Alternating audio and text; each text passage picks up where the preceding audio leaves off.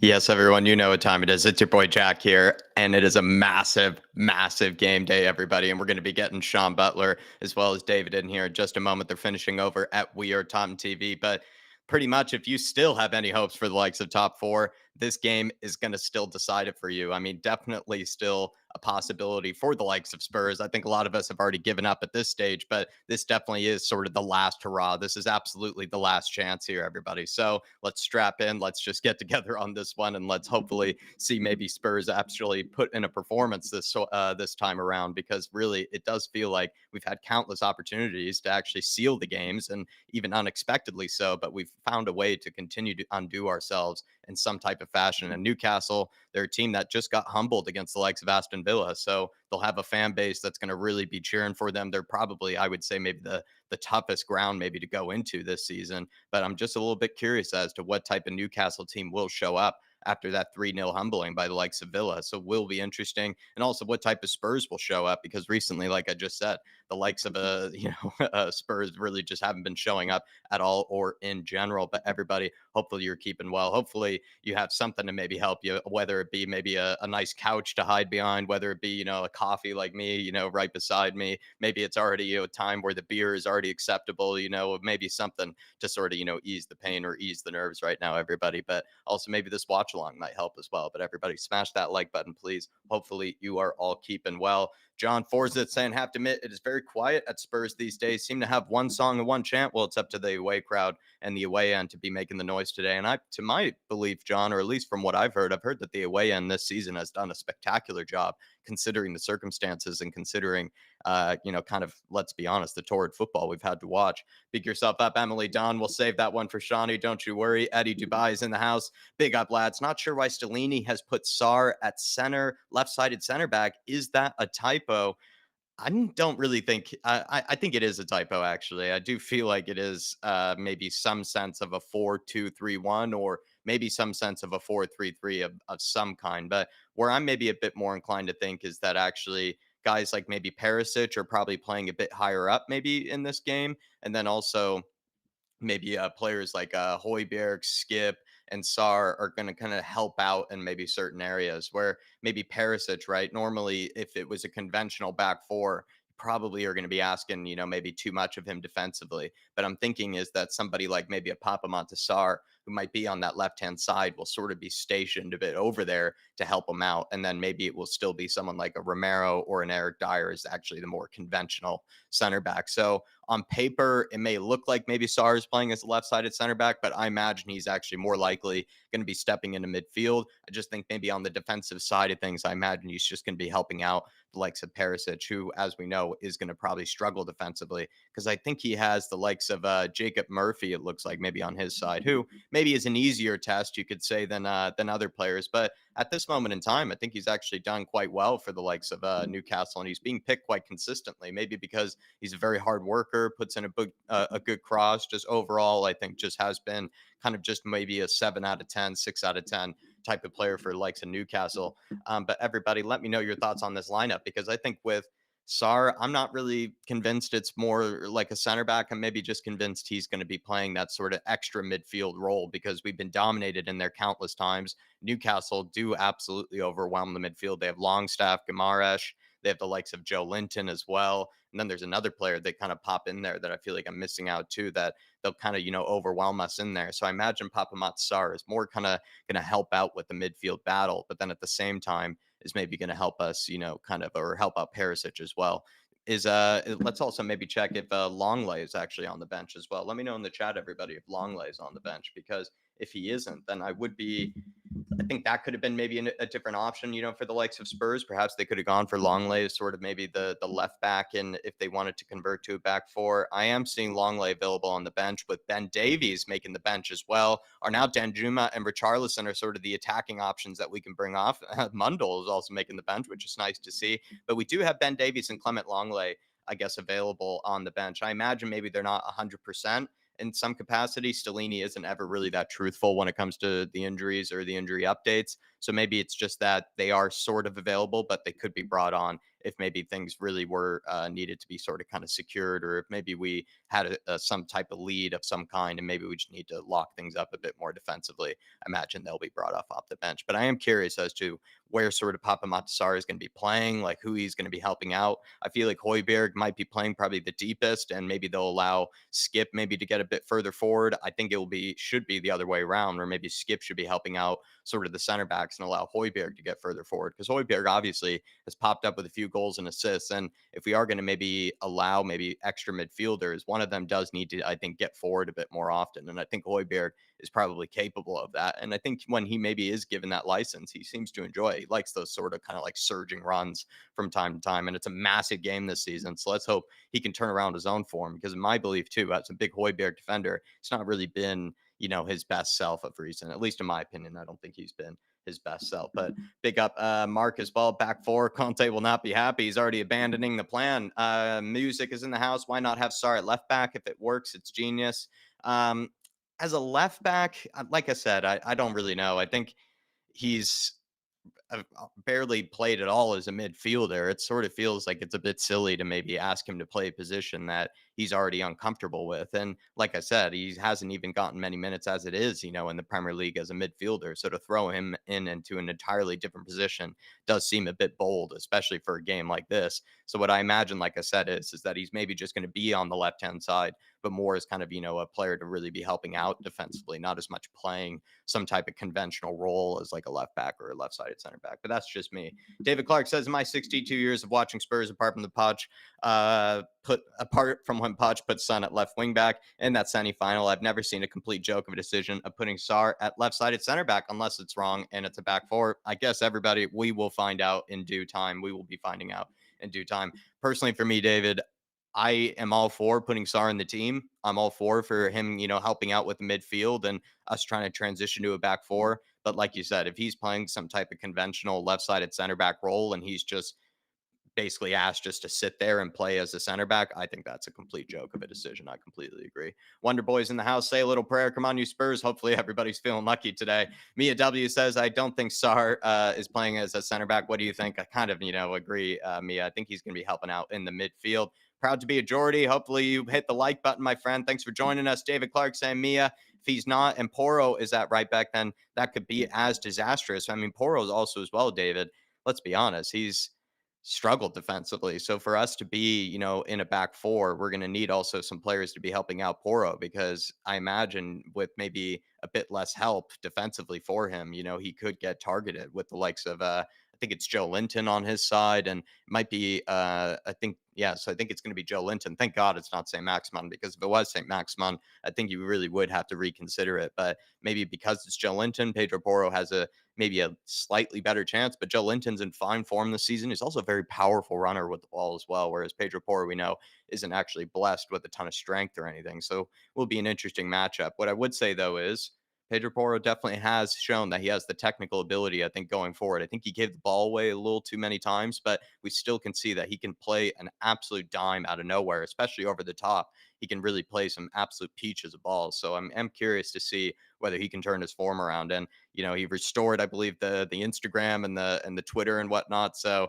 he's feeling strong again. We're back in Pedro's prison here, everybody. Big yourself up. Dan Davenport, and then as well as Gamer16. Hopefully we can win so we can kiss it by the three in the back. Exactly right. Let's hope this experiment works. Robert McDonald, Papa Matsar playing in defense before in France. And tactically, he's incredibly regimented and astute with his levels of energy and ability to tackle and anticipate. It could be a great move. Love it, Rob McDonald. I appreciate it, my friend. And, the insight on Papa Matasar. I didn't know that. And to be fair, I kind of thought he really just played more of kind of a conventional central midfield role, when he was over at his club. What was it again? It was Mets, right? Yeah, I was over at Mets. I believe that I thought he was kind of just more of a conventional central midfielder there, but I didn't know that he was kind of moved around a lot. I think in his latter season, though, at least in his last season that he was over there, he didn't play nearly as many minutes, which I think is interesting. Big yourself up, Mark. Big yourself up, chop liver. Big up, Jack. Whatever that means. If someone needs to explain this expression to me, it's just how it goes. It's just how the lingo goes over here. Chop liver. Get with it, my friend. But do appreciate you joining us in the house, Chop Liver. And I really do love your username, my friend. I really do. And thanks for joining us. We're gonna get smoked. The hottest spur. Listen, I'm not going into this in any confidence. In fact, I'm going with in this like actually quite, to be honest, nervous. I'm going into this quite anxious. I'm going into this quite just I'm not nearly as confident as I normally am. I'm not happy Clapper Jack for this one. I hate to break it to you. I think it's just a game where I've been sort of dreading because we all know this is pretty much the crunch time of the season. This is where we find out pretty much where our season is probably or likely to be headed, because if Spurs somehow pull off a performance here and surprise us, I guess it gives us that bit of hopium, which absolutely I will clutch, grip onto. I love having a bit of hopium, but at the same time, if it doesn't go the way that we would like it to, which is a win, and it ends up being probably what many of us expect it to be, which is maybe some type of defeat and some type of drop points, we have to face reality of what could be maybe a major sort of restart and rebuild, and a major kind of sad ending to sort of the season in general, because we had gone into this with major expectations. And it's going to be interesting to see how it sort of stands up for today, because I would basically say a lot of sort of our hope and a lot of sort of anything that we have, for, to cling on to for the rest of the season pretty much just lies and, rests on today here, everyone.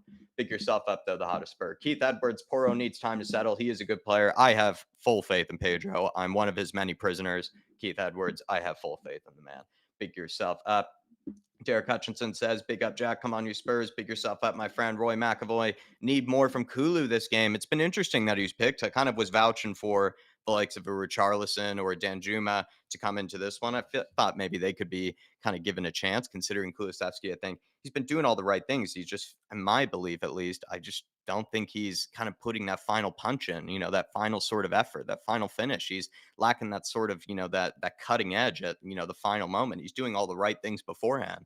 Saw that fantastic run that he even had, I believe, against the likes of Brighton. He had a fantastic run against Bournemouth, but just seems to maybe sort of lack that cutting edge at times, at least for me, Kulusevski, of recent at least. And I'm curious as to why that is. Is that just maybe the injury? Is that just the fact that he hasn't exactly hit the back of the net in some time? So is he starting to lose a bit of confidence with it? I'm quite curious. I am quite curious. Pick yourself up, Roy. We also have the likes of Greeny in the house. Pick yourself up, Greeny. If Sarr is in midfield and we play 4-3-3, I worry about Poro and Perisic at fullback. I'm very worried about the defense today, because as much as we wanted to see the likes of the back four, it was going to be a big risk today, right? It was going to be a risk where we knew Poro and Perisic are very, kind of suspect defensively. And so it's going to be an interesting one, my friend. It's going to be an interesting one. Let's see how it is, Greeny. Pick yourself up. Andy Nguyen is in the house. Good to see you, Andy.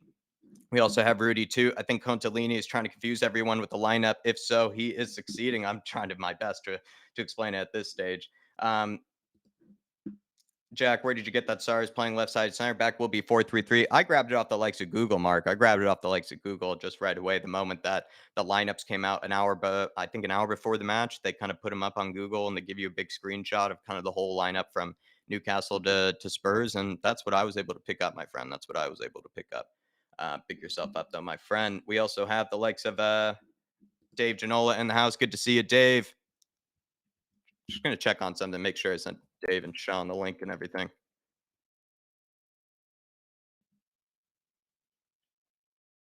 Let me just check on some.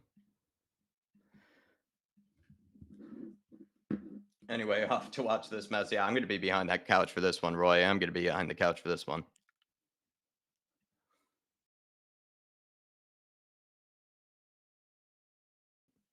Yeah, it looks like it. All right. Taking their sweet time.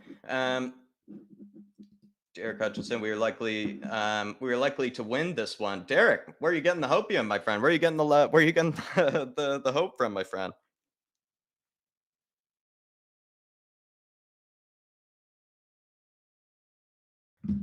I think they're headed over in just a sec.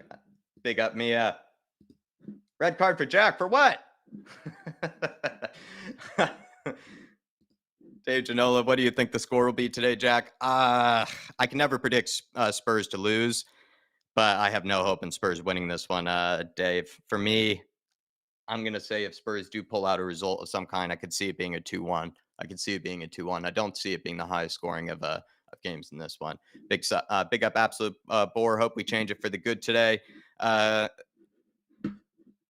oh yeah, the red card for maybe not sending them link. Looks like I did send them the link, man. It looks like it's maybe a red card on their behalf. They're going to be showing up right, I guess, in the moment that game time happens. I guess we could talk about Newcastle's lineup. What I would say is Bruno Guimaraes is somebody that I'm really afraid of in this match. Somebody that, if anybody who's watched this channel for some time, know he's a midfielder that I've always wanted Spurs to have gone after when he was over at Lyon. I think even at Lyon, he's practically showing he is one of the best midfielders in the world, if not going to be one of the best midfielders in the world. I do rate him that highly. I think he's fantastic at winning the ball back, an incredible distributor of the ball as well. He just controls the game just in such an incredible way. And also, he can just be able to play, kind of close link up, be able to break the lines, just with like a short pass in between the lines. He also is able to spray passes left and right. I think Bruno Guimaraes, I'll be honest, everybody, is an absolute baller. So if we keep him quiet, or if his influence in some manner is maybe less than what it usually is, I think we have a much better chance of winning this game. I think him and Joe Linton are actually such a good combination, because Bruno Guimaraes kind of brings sort of that, like I said, that control, has the ability to control games with the tempo and everything, whereas Joe Linton, I think, is maybe more that X factor where he's able to sort of carry the ball forward, be able to take it past one two players, kind of a bit like Moussa Dembele would. I think nowhere near as good as Moussa Dembele, but in a similar manner. Maybe a better comparison would be like that guy at Everton, like an Amadou Onana or something. I think Joe Linton, where he's just great at just sort of with those big, long, powerful legs, carrying it past people. And I think Gamarash, Joe Linton, Joe Willock, that's the midfielder who I was missing from earlier. And then Longstaff, it's like a very hard-working, as well as sort of technically gifted midfield. I think you have Willock, who seems to pop up with sort of late minute goals. Definitely somebody to look out for in that regard, and also is kind of a bit of a box to box, hardworking midfielder. Longstaff will just pretty much run his lungs out for 90 minutes. Then you have the likes of Joe Linton as well, who, like I said, is going to be maybe more technically, kind of bringing something different alongside the likes of you could say, Gamarash, who also has that sort of technical X factor. Big up Rudy too. Off to watch the match. Big up everyone. Big yourself up, Rudy. Hopefully you can stay along with us and use the timer and everything, my friend. We have Lee Dixon and Joe Spite. I've never heard of Joe Spite for this one. Doing the match commentary for the likes of NBC. Big up Dermatron. Good to see you in the house. Hennessy's in here too. Papa Matasar at center back. Brett Love, good day, Jack. We're going to go 1-0 up and then pass pass the ball around for a penalty area for 70 minutes, defending the lead. Lol, Brett, it was sad to see in the watch along sort of myself predict, you know, okay, gotcha. It was sad to see, Brett, the likes of Spurs basically be so predictable. I said the moment Sonny scores, everybody, we're gonna become a worse team of ourselves. The moment that we score, we never go for the throat. We all of a sudden just turn into a much worse version of ourselves. And it was just sad that I ended up getting proven right in that case. And I usually don't usually end up doing that type of prediction mid watch long, but it's just been so obvious these last few games that whenever Spurs do actually get ahead, I don't really get it. It just seems like we don't really take advantage of it. We don't exactly seem to step on people's throat, like I was kind of just saying there. Just doesn't make a lot of sense to me. I mean, personally, it just you feel like you would get confidence, right? You feel like you would be able to gather, some type of momentum from that. The moment you grab that first goal, it's kind of like, yeah, what we're doing is working, what we're doing is right. But all of a sudden, we start doing something different, and we become like a shadow of ourselves. It doesn't make sense to me, Brett. It really doesn't. But hopefully you're keeping well, my friend. And we're gonna bring Dave in here in just a second. Just give me a moment here, un momentum here, everybody. But also as well, I would say is at the end of the day here, everybody, strap in, get ready for it, because I guess this is what sort of the top four kind of football is all about. It's all about these sort of big, high intensity matches, and pretty much our any sort of hope, any sort of kind of semblance of hope for this season rests on this game. Dave, let me shut up. All right, Jacko. Sorry about the delay, by the way. We kind of went over We Are Top TV and then I needed to go to the toilet. But going to the toilet done me the world of good. Not for the reasons why you may think, but actually because it gave me 20 seconds to actually think before this game today. And Jack, do you know what?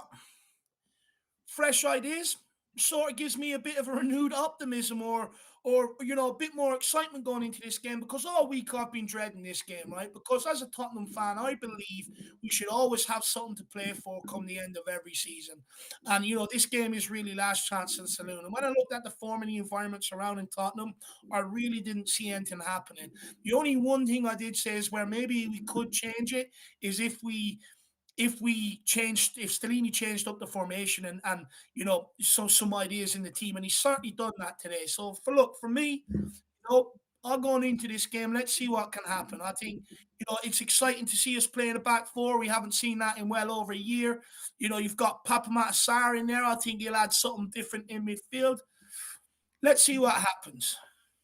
Let's see what happens. Sean, Emily Dunn, first one in the chat. Sean, what day is it? Oh, ladies and gentlemen, it's game day! Come on. I've not done one of them for a long Sean, time. top form. That was a last season type of thing. I've not done one of those for months. Certainly not in 2023. That was a good one. I don't even know if there was a single crackle or, like any sort of just like rose, like I think if anything, if we had the audio live on screen, it probably would have looked beautiful the way that rose. But Emily Dunn, there you are. Sean has delivered it. And Sean, how are you? You know what? I actually don't feel great, to be honest, boys. I woke up this morning. I've got this pain in my stomach again that I had a few months ago, which is always a concern. And I'm starting to feel a little bit ropey. So I am going to try my best to stick with you. But I will let you know that if I don't really feel up to it, then I might just drop off and watch it on the couch instead. That's all right, Sean. Yeah, that's all right. I'm nervous and anxious. I haven't been top form either for today, to be honest. And that's just me being nervous, about today. Let's be honest. Like it's the fact that this is such a huge game that I'm just kind of shitting myself, to be fair. We have somebody, though, in the house. Good to see you, Chris. Good to see you, Bobby K. Celebrating 14 months as a Flat Cap member. 3 points today. Holiday started. Let's go. Come on, you Spurs. Bobby K. What did you have for breakfast today, my friend? I want some of it. Maybe some nice fruit, a bit of orange juice. Maybe something was in the orange juice that made you go for that 3-0. But I love it, my friend. The 3 points, Dave. He's on a holiday already, Bobby K. Look, that's what a holiday can do, right? You sort of take it's a break away from the stressful day-to-day life, and it's sort of like a renewed energy. So, I wish I had a holiday to look forward to so I could have that. But honestly, Bob, look, hopefully we get the win today, my man. I don't want this season to be over today. I don't want it to be dead and buried today. Even if it means it's a false start or false hope, I would much rather be carried on into the United game. Just to sort of keep maybe a renewed, not a renewed optimism, but just keep people sort of interested for the rest of this season. Because I think the saddest thing out of this season, amongst all the mistakes, amongst all the shit performances we've seen, Spurs fans giving up on the season early as well. And look, I don't blame them for it. But for me, I think that's the saddest outcome of all of what's gone on this season. So we need that win today, my man. Big yourself up. Big up, Bobby K, my friend. Boys, enjoy your holiday. Yeah, enjoy your holiday. Hopefully, these players have been on the beach, so hopefully you don't see them on the beach while you're enjoying your time on the beach, Bobby K. But where's he going? Maybe he could just be off. He just could be off for 2 weeks. He could just be on the couch. Holiday started. Sometimes the holiday is just right in your living room, Sean. That's when the holiday starts. But is it holiday? Is it school holidays in America or in Canada at this time of year? Is it? Yeah, I'm not aware of the Canadian school schedule. I think Bobby K's just like the kids are at school. I'm just going out on my own for a little bit for taking a week off from everything. I love that. Exactly. Right. Yeah, he deserves it. And Bobby K, thank you for your service, my friend, as well. Thank you for your service. Come on, you Spurs. Patty Hartnett's in the house. I can see myself turning this game off. Newcastle will batter us, and then maybe let's follow that up. Good to see you, though, Patty. You absolute legend. But then we'll follow that up with Donovan Osterreicher, best name in the business, super chat. And he said 3-1 Tottenham. Fan base is way too toxic at the moment for my liking. My friend is coming over this morning to watch the game. 5 a.m. delusions here in the great white north of Canada. Here's the receipt. 3-1. Come on, you Spurs. Nice. What a comment. Absolutely love it, Donovan. And I'll be honest, man. Like, I'm with you most of the time. Like, I am a happy clapper, but there's just not a lot of things for me recently to be happy clapping about. And I'm just sort of struggling to find something to really grab that sort of hopium for. And maybe if we get that 3-1 receipt, like you said right there, believe me, I will be all over it. I will be clinging on to that and clinging on to any bit of hope. It's just that my hope has just been crushed at times of recent, Donovan. But Sean, maybe Dave, anyone want to comment on Oh. how maybe just said fan base is way too toxic for my liking? He's invited a friend over for this game at 5 a.m. I mean, he wants this to be, a good morning, awesome. Donovan. Yeah, listen, I mean, the fan base being toxic and divided is a separate thing to the expectation of the game, if I'm honest. I definitely agree with you about the fan base going at each other all the time. Totally agree with you on that. With regards to the game, I think the expectations are based around our track record at Newcastle isn't great generally. Newcastle's form, how up for the, for me, look, if we get an early goal and shut the Newcastle crowd up, then I think we got a chance, with our injury list and stuff and our form and our inability to hold on to leads late on. I understand why fans don't think there's much chance, but I'm with you, Donovan. I still think we can get something out of the game, whether it's a win or a draw. I'm not sure, but looking forward to seeing Pape Sarr play today. Looking forward to seeing how we figure out a back four with a three in the middle. It's going to be interesting, and yeah. But enjoy your breakfast with your buddy. That sounds nice, mate. Sounds very cool. Well, he's invited his friend over for a bit of 5 a.m. craziness, to watch this game. It's just what the people do over here in the northern or in the west and north in the northern continent of the Western Hemisphere. Pick yourself up, Donovan, and I bet it's a cold one this morning as well at 5 a.m. So hopefully your friend made it over safely. Big yourself up, my man. Anything to say to Donovan, Dave? Just quickly, more so on Canada. I actually didn't realize how sparse Canada was and how actually nice of a country you've got over there. I've been watching a couple of programs lately. One is Gold Rush. You know that they do that. Love Gold Rush. Love Gold Rush. And also the other one is the Race Across the World on BBC, where they're actually racing across Canada and they're going zigzag up and down across the country. And it's actually, man, it's a beautiful country you have, Donovan. So enjoy it, my man. Big yourself up, brother. And just before the game starts, we've got Greeny, member for 10 months. He says, come on, you Spurs. Big up, Greeny. Hopefully we can get that job done today. And then Tottenham forever. Welcome to the fan show membership, my man. Should be a post-match fan show today. So make sure you get on and have your say. But if not, there's a fan show with myself and Jacko tomorrow. And probably one next Friday as well. So plenty of fan shows for you to get on and have your say. And really appreciate you becoming a member, my man. Big yourself up. All right, everybody, we've kicked off here. Come on, Tottenham. Do or die today. Let's go. Show us some sort of balls. Papa Matasar playing deep right now at the moment. So it looks like Skip and Højbjerg are playing either side of him. Interesting. Atmosphere up there is absolutely deafening, apparently. Yeah. I mean, this is the thing. After that 3-0 defeat, I mean, the fans were going to probably be even louder, I imagine. Because they're going to really they don't want to see top four slip from their hands either. Win that. Win that. Well on, Pape Sarr. Get this, Skippy.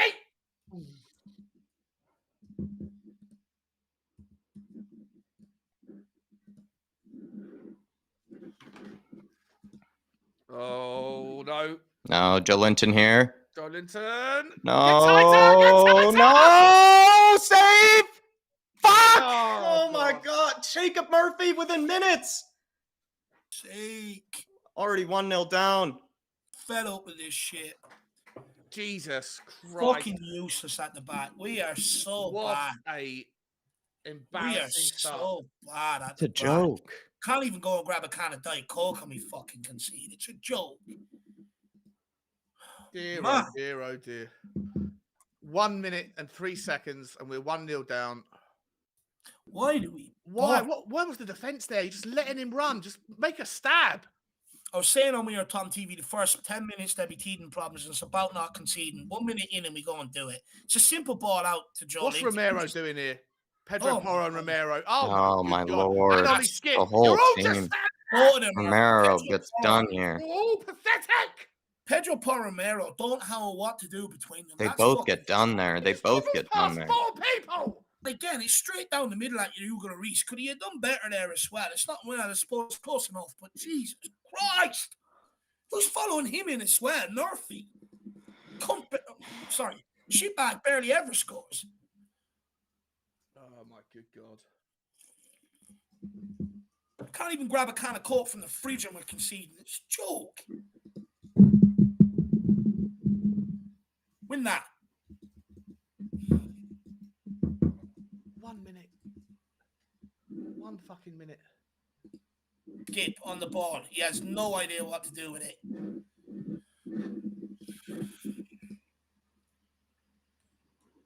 Come on, Tottenham. Go and get a goal back here now. Jesus Christ.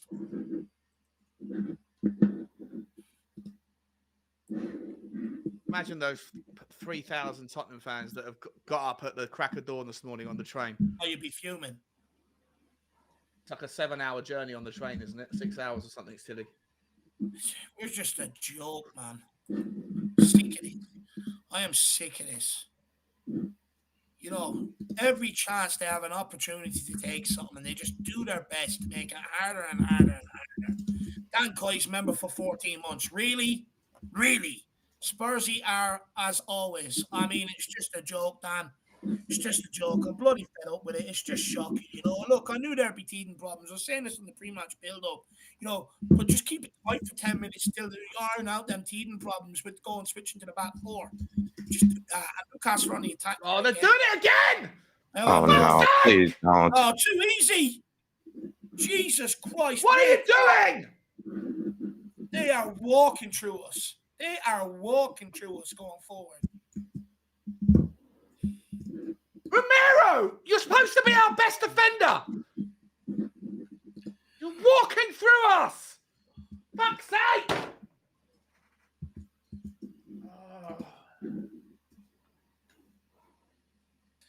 Dead end for Dan Burn on this one.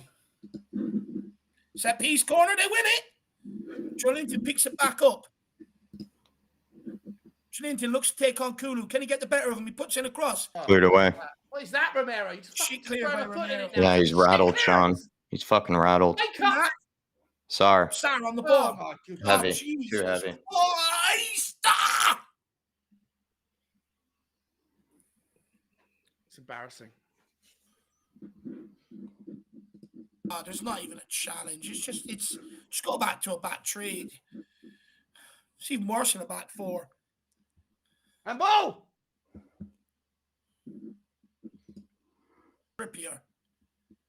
Handball there. Not given. Come on, Sonny. He trips half the size of you. Fucking put him into the stands. Show us a fight. Newcastle going behind. It's a Joelinton. Oh, my Lord. Romero was having a howler. Romero's having an absolute shocker. Oh, my He's God. having a howler. What are you doing, man? How are you letting that go over your head? Boo him too. That's shocking. I can't believe he let that go over. This has got 7-1 vibes about it from 1997. Oh, this is the result switching to back four. You can't defend in a back five. Only been 5 minutes, lads. Fuck me, that's useless. Or was it Porro that actually let it go over his head that time? Let's have a double check. Make sure we got this right. Oh, my Lord. It It's wasn't just even a that good of a simple ball. Romero. It's just a simple ball. Stellini's going mad. He looks given up already. This is a joke. 2-0 down inside 5 minutes. It's just not right. They've given up. Trippier. They've given up. Well Or onside. Shar, maybe. Shar. Porro and Romero. Porro and both of them. Romero. Dude, Oh. the both of them, the pair of them are just having a howler. The pair of them are having a howler. That is It's on fucking- Romero What as the well. fuck The is that, Romero is Romero? just tracking back didn't like even he's got all. He thinks there's no one there. He thinks he's got all day. How are He Porro didn't and him even not communicating? How is Porro not told him as well? Didn't That's a even jump. howler Then from he just both ran. of Where's them. Reese going? Where's Reese going? Jesus Romero Christ, is having Porro a and shocker. Romero is having a shocker. But Porro can't let him run off him like that as well. He sees the run and he just... Oh, Romero doesn't even jump. That's what's even worse about that. Newcastle again coming out. This could be embarrassing here today. This could reach double digits if it goes like this. Where are you now he's going? running backwards with the ball. Where are you my God. going? He's running to the corner. What is he doing? Oh What my are you God. doing, mate? This is embarrassing. Stop the count. Blow it up already. Throw the towel in.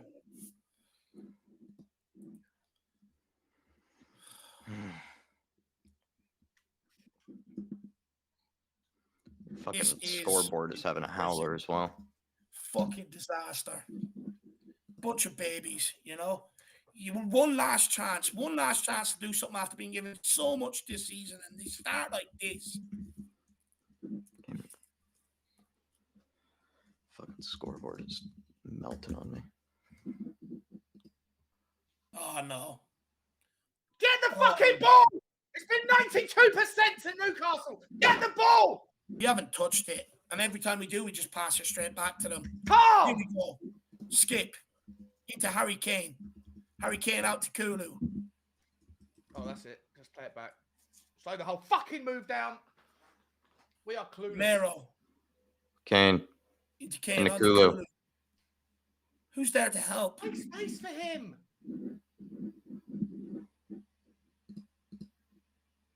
Oh my God, they don't know how to play this back four.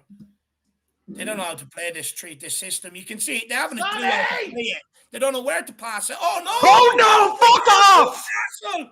It's a belter from Fuck off! How long out? How many yards? About 40 yards, and it's just from giving away the ball. No. It's absolutely shit. This is capitulation of Tottenham Hotspur. Oh my God, this is embarrassing. This is a funeral. Oh wow. What the fuck is going on? Tottenham are 3-0 down inside 8 minutes. Sack everyone at halftime. Sack everyone at halftime. Don't even show up. I knew things were this bad. I didn't think it was there. I didn't think things were getting this bad, though. 3-0. They just haven't a clue how to play this 4-3-3 system. They don't know what to do in possession, and they don't know what to do out of possession. And at times like these, you need players to stand up, and no one will. You watch. And they're coming again. Oh no, it's the replay. Sorry. Sonny just got balled out of it. Sonny gives away the ball. It's weak. Bloody weak. This is fucking shocking. What's Hugo Lloris Lloris doing is there shit. as well? Hugo Lloris is so shit. That's weak by Sonny. That's so bad from Sonny. So bad from Lloris. Oh, what the fuck? It's not even top corner.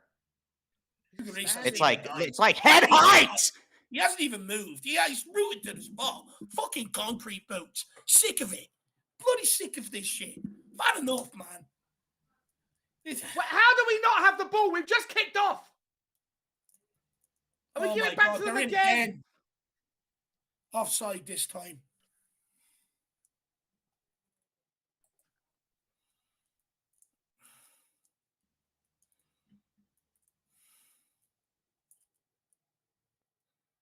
I just can't believe it. I actually can't believe it.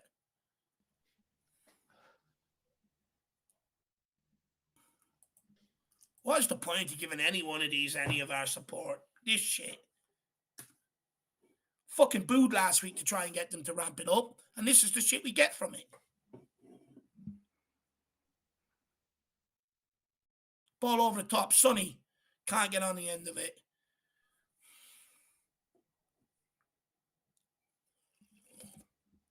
Sit through another 80 minutes of watching Tottenham lose. Jesus Christ.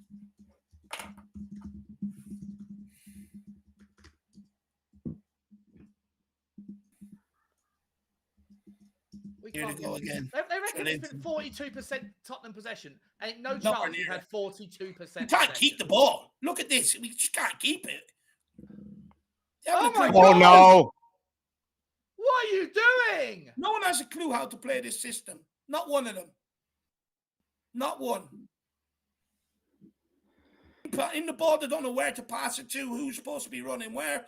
And out of ball, no one knows who's supposed to be picking up who. It's a fucking joke.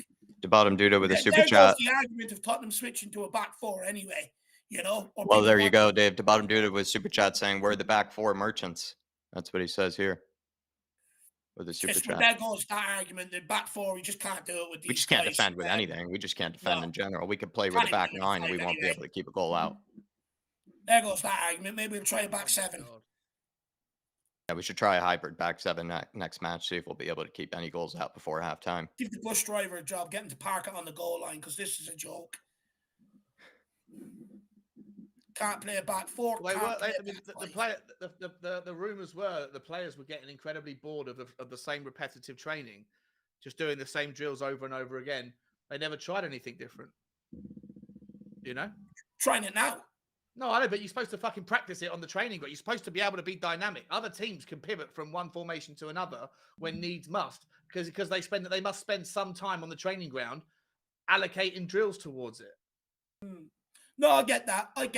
But, you know, the whole thing that people have said is when you play a back four and you get other people further up the pitch and stuff like that, you leave yourself open. Look how open we've been. That's a result. Oh, he's missed it. Oh, he's missed it. Oh, Harry Kane. Doesn't matter. We ain't coming back anyway. Why Not has he set fearing that it. wide? It's an inch wide. I mean, as your timing Yeah, moved. just a sec. Newcastle on the ball. Joelinton picks it up. Good ball in behind. Oh, that's gone backwards. Oh, you're a minute behind now. Okay. Here, no, just a sec.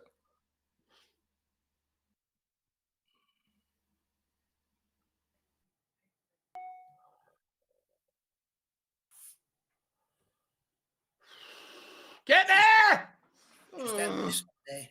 Just end it already. I want to go back to bed. And Neil Shapton saying maybe getting embarrassed and thrashed will finally be the catalyst that forces change. This team wages don't reflect the paying the highest wages for the best players. Yeah, fair point. Fair point. This could be the straw that breaks the camel's back, you know? Very well could be. Here, Shauna could put in the link again.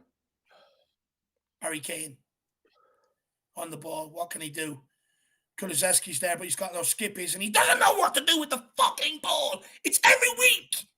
He doesn't know what to do with it. Get it under control. That's maybe a start. Talking about the basics with these guys.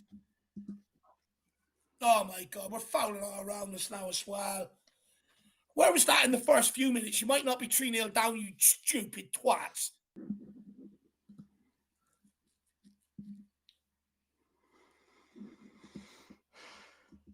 Fucking hell.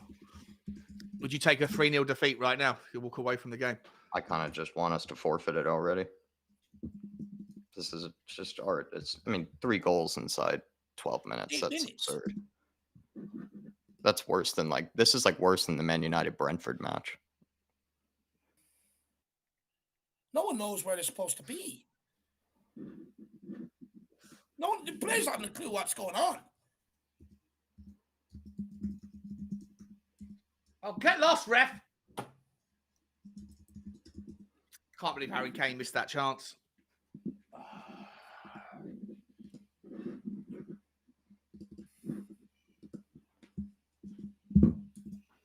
Big up, Neil. And you think anybody that's in the away end, maybe even a certain Daniel Levy that's probably, in the VIP section or whatever at this Newcastle match is definitely looking at this with a lot of embarrassment. That's for sure. Everybody as a Spurs fan, anybody who has even an ounce of Spurs in them is embarrassed by this.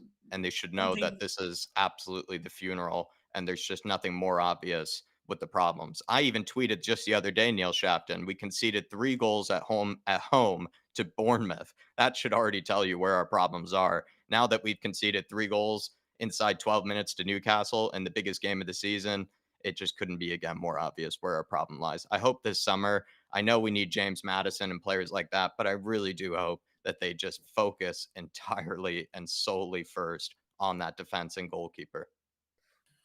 One thing I know. Rid of it! Fucking hell! Under pressure here. Oh God. Sonny? He's been atrocious. One thing I do know that Spurs fans will not tolerate is being embarrassed like this. They will not accept it. And you watch, the clamour and the cause for fucking shit to change here radically after this. They will not accept this. That's for sure. Yeah, I agree. Big up, Neil. I think you're right, though, Neil. I think you're spot on, man.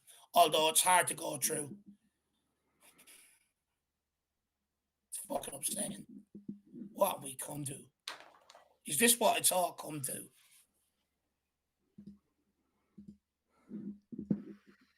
All right, scoreboard is fucking finally fixed. Reese. Sorry about that, everyone. On to skip. Move the ball. You don't even know what you want to do with it. Kulu. Why is he making the forward one? Pape Sarr should be... Yeah, at least he knows what to do with the ball. But Ollie Skip doesn't know what to do when he gets up. He gets Yeah, nosebleed up there. He faints. Neil Shapton as well. Long day in the office, lads. We ain't coming back. Yeah. No, We're not. It's over. Look, this game is over. You know, I encourage everybody else out there. I have to sit through this, but I encourage everyone to eat, Adrian. Just fucking turn it off and go and do something. Go and spend time with family. Do something that actually, you know, people who actually respect your Spurs time. don't deserve your time, honestly. No, they don't deserve it, but they don't respect it either. You know, they just don't. Go and do something different with your day. Don't sit here and watch this crap. Don't sit here and watch me fucking go into a padded room either. There's no need. And he also says we pissed at contest defensive tactics, but he did it for a good reason. Snooze fest, but at least it won't be embarrassing.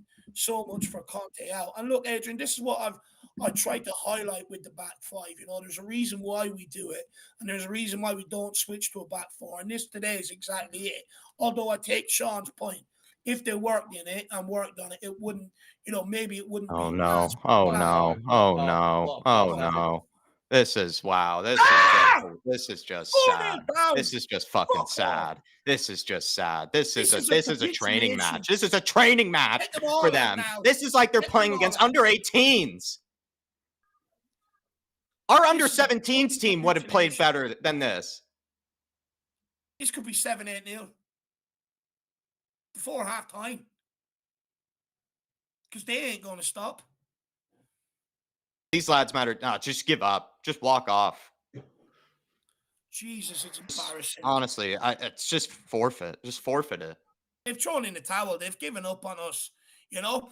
And look, they've had support up and down the country, all across Europe, all bloody season long, fans clapping and everything else. And this right here is the fucking thanks you get. Thanks for all that, guys. And we're going to do this to you. Absolute. I'm sorry, but these players need to be made get the train home with them, starting with them away fans. And then they also need to be put out there and rolled out in front of the fans. Romero's not even fucking jogging. He's not just in case there was a save made. Romero's jogging back. Fucking Eric Dyer fucking absolutely split open. Romero's 30 yards away, bro. It's like they're all not playing for each other either. That's what's incredible. It's not even they're shit, but they're also not playing for each other at all. They're all playing like selfish fucks. That's another Not one of them is sprinting back to help. Not one of them is playing for each other, Sean. Not one of them is playing for each other. That's two long balls in behind our defense, and we couldn't deal with it. One Romero couldn't deal with it, and the other one Dyer couldn't deal with it. Wow. And then Adrian, I mean, just quickly. Why has Stellini not made drastic changes right now? I'm not sitting here taking 7-8-0. The changes should have been made at 2-3-0. He should be making them right now. Needs must. Oh my god. Oh my god. Oh my god, it's 5-0. Oh my fucking god. 20 minutes. This is going to be a record score. We could lose this 10-11-0. End the stream. I don't even know if I want to sit here. I don't know if I can sit through this. I really don't. I'm sorry, Adrian, but you're right, man. I would much rather sit through a fucking snooze fest than go through this. Anybody that says they want to play free attacking football we just can't. We suck. We suck. We suck. I would much rather just cave in for 90 minutes with every man behind the ball. It's much better to watch than this. This is I can't. I have to turn this off. This is terrible.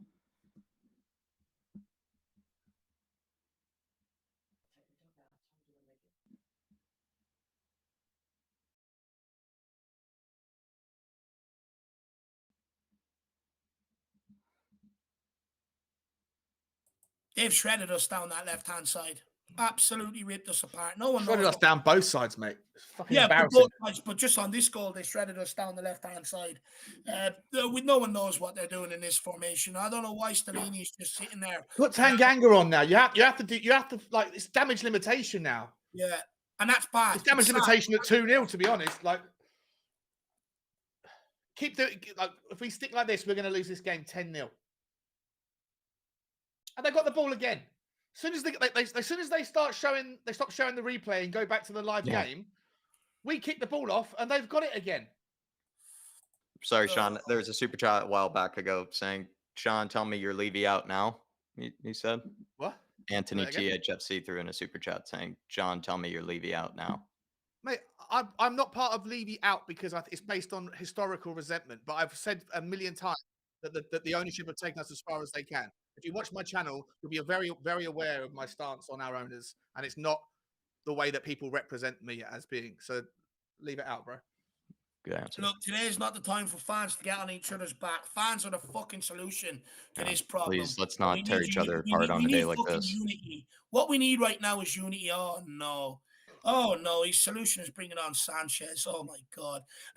But look, we need unity right now in this fan base. Not everyone at each other's throats, because with that, all it's doing is delaying change that we actually need at this fucking football club. We all need to fucking just put egos and whatever else is aside and get on one page, because this shit I can't have any longer. Daniel Larson, Vanva for 12 months says this has got to be the final nail in the coffin for every Spurs fan. I think you're absolutely right, Daniel.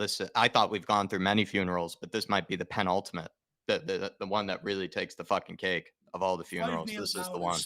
This is the most embarrassing result, and I can honestly remember. Yeah, it's embarrassing. This is more embarrassing than North London Derby. North London Derby was already embarrassing enough this season. This is the most embarrassing I've ever had this season, and probably in the last 6-7 seasons. It feels like, honestly, this is horrible. I'm going to be honest, Daniel. I mean, if they concede another, I might have to turn it off. I don't know if I can. Yeah, I'm in two minds. I don't know whether to just sit through this shit or just go and cry on the couch. And then Tyler, member for 11 months, play most of the youth players till the end of the season. These players don't deserve to play for the club ever again. I don't care anyone. We are finished. Yeah, I agree. They sacked them all at halftime. I'm not kidding. Like, genuinely, all of them. Stellini, even new players. Like, I'm pissed at Porro. I'm pissed at Romero. All of them. It started with Porro and Romero too. I hate it. Like, let's be honest. It started with Porro and Romero too, immediately. And it's just since then, it's just the whole team is coward. Sean pointed out that they all started jogging afterwards. You know, none of them are playing for each other. They can't even pass or even show for each other. This is just beyond pathetic. We're 24 minutes in. We're 24 minutes in. We just reached halfway through the half. The next home game, boo the whole fucking lot of them. They don't deserve one clap, one song. Boo them from the minute one. And I don't care what people are going to say. What's it going to do? What has supporting them got to do? Got us this season, you know? I mean, it can't be any worse than this. Sonny's running at them. Newcastle are getting back in numbers, though. Tikulu, man. Oh, come on! Hey! Hell, Sonny! That's so bad, bro. You selfish git. Tottenham fans do not deserve this. We are one of the most loyal, passionate followings there is in world football. We do not deserve to be 5-0 down in 20 minutes against Newcastle fucking United. We just do not. And this is no swipe at Newcastle. But, you know, we should not be 5-0 down to them in 20 minutes. We just shouldn't. I don't think you should be 5-0 down to anybody. Don't deserve this. They don't deserve this. You can't be 5-0 down to anybody in 25 minutes. No, change is needed. This can't continue like this. We've got to. So many players need to be shipped out. So many of them do not deserve to wear the shirt. So many of them. We need a manager in here ASAP. I'm not persisting with this bollocks of an intern anymore. I stated a few weeks ago I wasn't happy with it. He waited 5-0 until 5-0 down to make changes. Fucking shocking.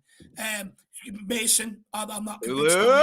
Coaching staff, they all fucking need to go as well. What is anybody actually doing at Tottenham Hotspur? There's no coaching, no management, no fucking performances on the pitch. I've had enough of it. Everybody should hold their head in shame. Every single one of them. We deserve 10 every single one of them is a disgrace. Every single one holds their head in shame. The club is a fucking mess. Absolute mess. I actually don't want to see any social media posts from them for a fucking week, to be honest. I don't want to see anything. I kind of want, honestly, like a blackout from them for like a whole week. Radio silence. The rest of the I don't want to see them. I don't want to see pictures of them in training. I don't want to see it. I just can't. This is all of them hold their heads in shame. All of them. This is a black fucking mark on all of them. This is a scar on all of them. All of them.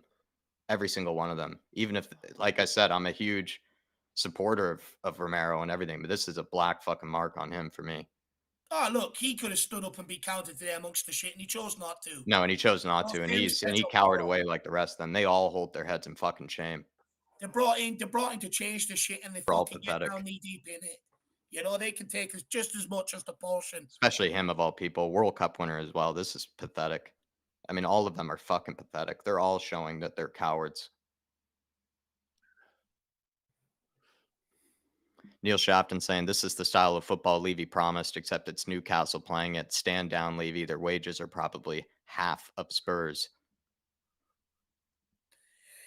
Just comes down to, the Newcastle investors. Yes, they spend a bit of money, but they didn't go all out like everyone else did. Smart recruitment. They kept Eddie Howe in charge, and they put in the right system. And Oh my God. What's he done there? That's a red card. that could be off. Oh. Jesus Christ. But you know what, Neil? Look, I actually don't even know what to say anymore. I don't even know what to say What's he anymore. done that for? He's kicked the clipped him guy in the balls. He's clipped him in the nuts. I think he's lucky he's got away with the yellow on that. Yeah, I think so too. But Neil, that's the difference, and you're probably right. They are probably on half the wages. But when you've got players who actually want to achieve something, and stuff like that, and you've got stability, which is what they've had all season long. Stability. Everyone thought massive high turnover players. It didn't happen. They've done it over stable. They've done it with using stability, and that's the difference. That's what you're seeing on the pitch here today. We've had nothing but instability all season long, on and off the football pitch. They've had stability, and this is the result of it. Their team is together, pushing in one direction upwards. Our team is not together. It's all fractured, and we're fucking going down and down and down and down. And not only that, compiled is we could lose Harry Kane this season. Take his goals out of the team. I know people are going to say other players might step up. Not as much as he does. We definitely go down to a mid-table team, if not having above relegation. And from there, the writing's on the wall. This has to be sorted out this fucking summer. And I just hope that Daniel Levy realizes the mistakes he's done. I hope that, things are put in place, the right manager, the right director of football, and right recruitment this summer. It's just got to happen. It's got to happen, because if not, this club is going right back to where we were when they first bought us. And, then everything that's said about them becomes a reality, doesn't it? Sonny, shitball. Oh my God. Jesus. We also had whoever Poro had him behind there. He didn't play him. Shitball. Anthony THFC says, guys, please listen to me. Nothing will change until Levy goes. Every single Spurs fan who cares about this club should be protesting next home game. Anthony, every single Spurs fan does care, especially in these moments. If you're even still a Spurs fan after these matches, I mean, that's just test and prove that you absolutely cared, because no one should be put through this type of performance. So anybody that still supports the club afterwards, they all show that they still care, and they all show that they want the same thing. But at this moment, I mean, I've never seen a bigger general blow from the squad, from basically I don't know. We went into this season, Anthony, basically on the highest of highs. Pretty much everyone thought we were going to be finishing as high as third. Some thought we were going to be competing for a trophy. And look where we are right now, losing 5-0 to Newcastle away from home in this moment. I mean, it's just been completely undone this whole season right in front of our eyes. I think it's just fans are watching the funeral of Spurs right in front of their eyes, Anthony.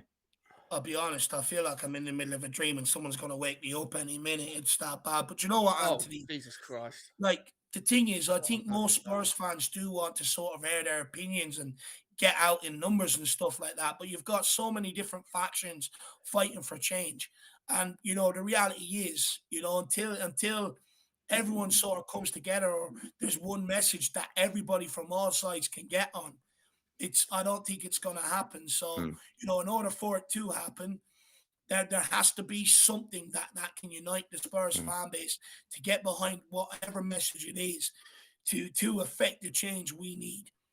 Yeah, and Anthony, no Spurs fan tolerates this, and I think in moments like this as well, this is the last time when people should be tearing each other apart and saying which one is right about which, and accusing each other of whatever, because I think at times like this, Spurs fans should actually, to be honest, come closer, because clearly the squad, the board, just the club in general aren't standing up for us. So we might as well stand up for each other and might as well support each other in this time, at least. I feel like this is the last time or the last moment that Spurs should ever try to tear each other apart. So I hope that we do get behind the same message.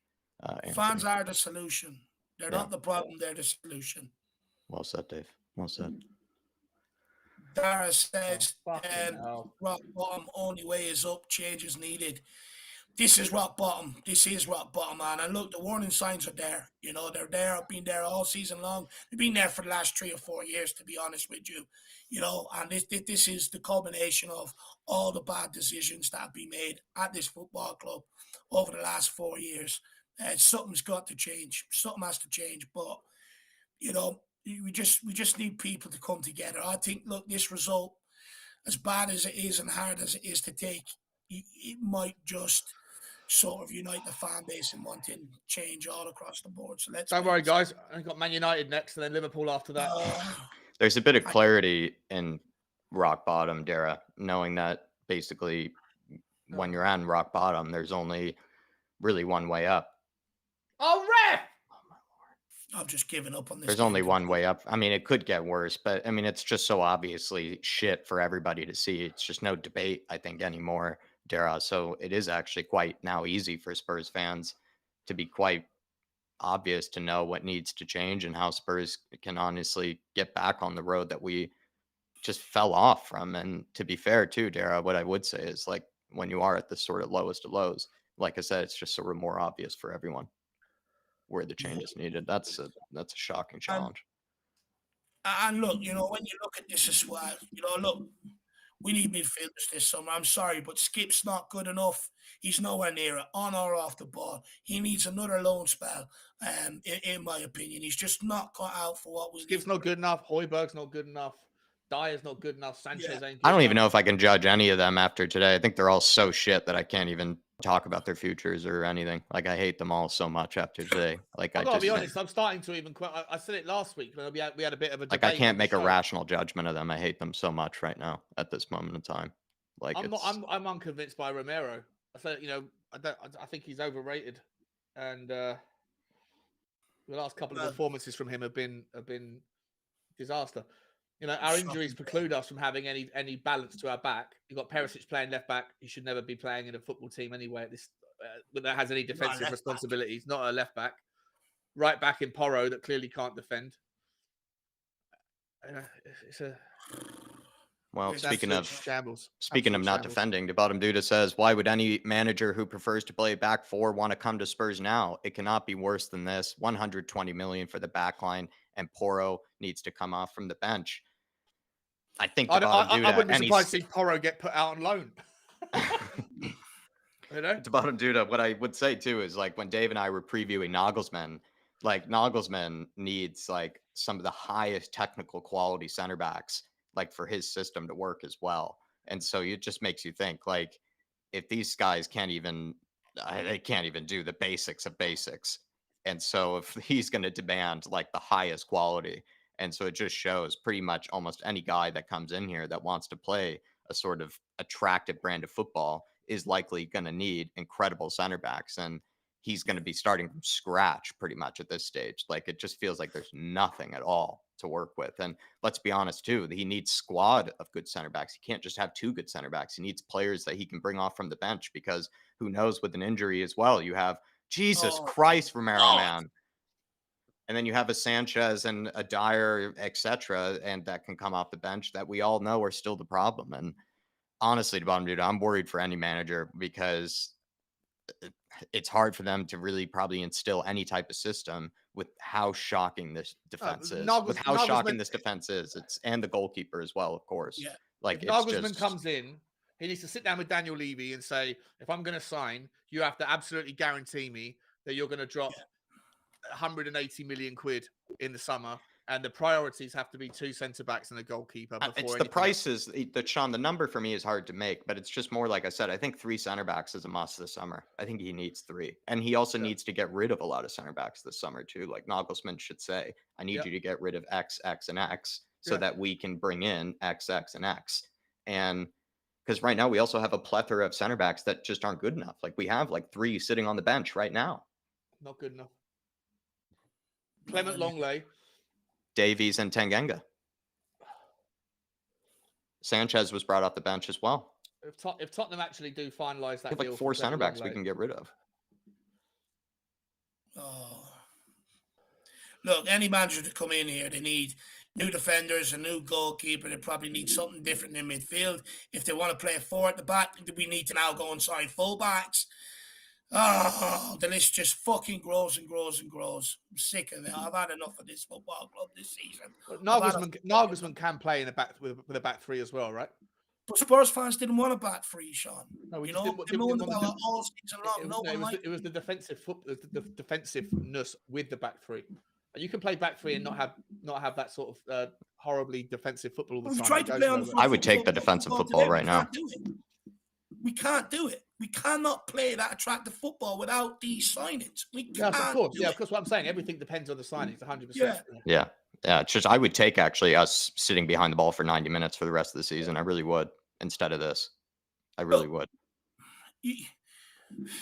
I would much rather tolerate us sitting behind the ball, even if we're 1-0 down or whatever. It's so much more tolerable than this. This is horrible. At least you're in the fucking game, you know? It doesn't make you turn it off. Like, maybe it makes you turn it off because it's boring, but it's not much because you're in fucking pain. Oh. Zane Mayasi, Gunnar, Super Chat, London is red, always will be red. Have your fun today. I'll be back Wednesday dogging you.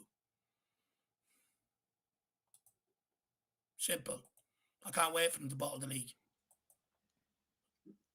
Adrian Chia, hang in there, lads. Agree that we need to put aside our differences. Let's share the pain together because we are the fans, the only ones suffering, not the players. Really well said, Adrian. I actually agree. Fans are the ones who suffer more than even the players do at this stage. And also, on top of, oh my fucking Lord, Romero. Oh, no. Oh, my Lord. No. Oh, my Lord. Oh, my Lord. Take Romero off. Take Romero off. Take Romero off. Do you know what? I might even just end this at halftime. I might just end this at, this is unbearable. Adrian, though, I agree with what Dave had said. I think at this moments like this, the fans are not the fucking problem. The fans are the solution. The fans are the solution. I mean, there's nothing left but the fans at this stage to cling on to. There's nothing left but each other to cling on to. The fans are absolutely the solution and never the problem at this stage, especially when there's nothing left. Jeez, we should be 6-7-0 down. It's completely embarrassing. Rob Simmons. Say that again. Shawnee's back there. I don't know if you need to add him back in or not. Oh, let me see. I didn't know that he.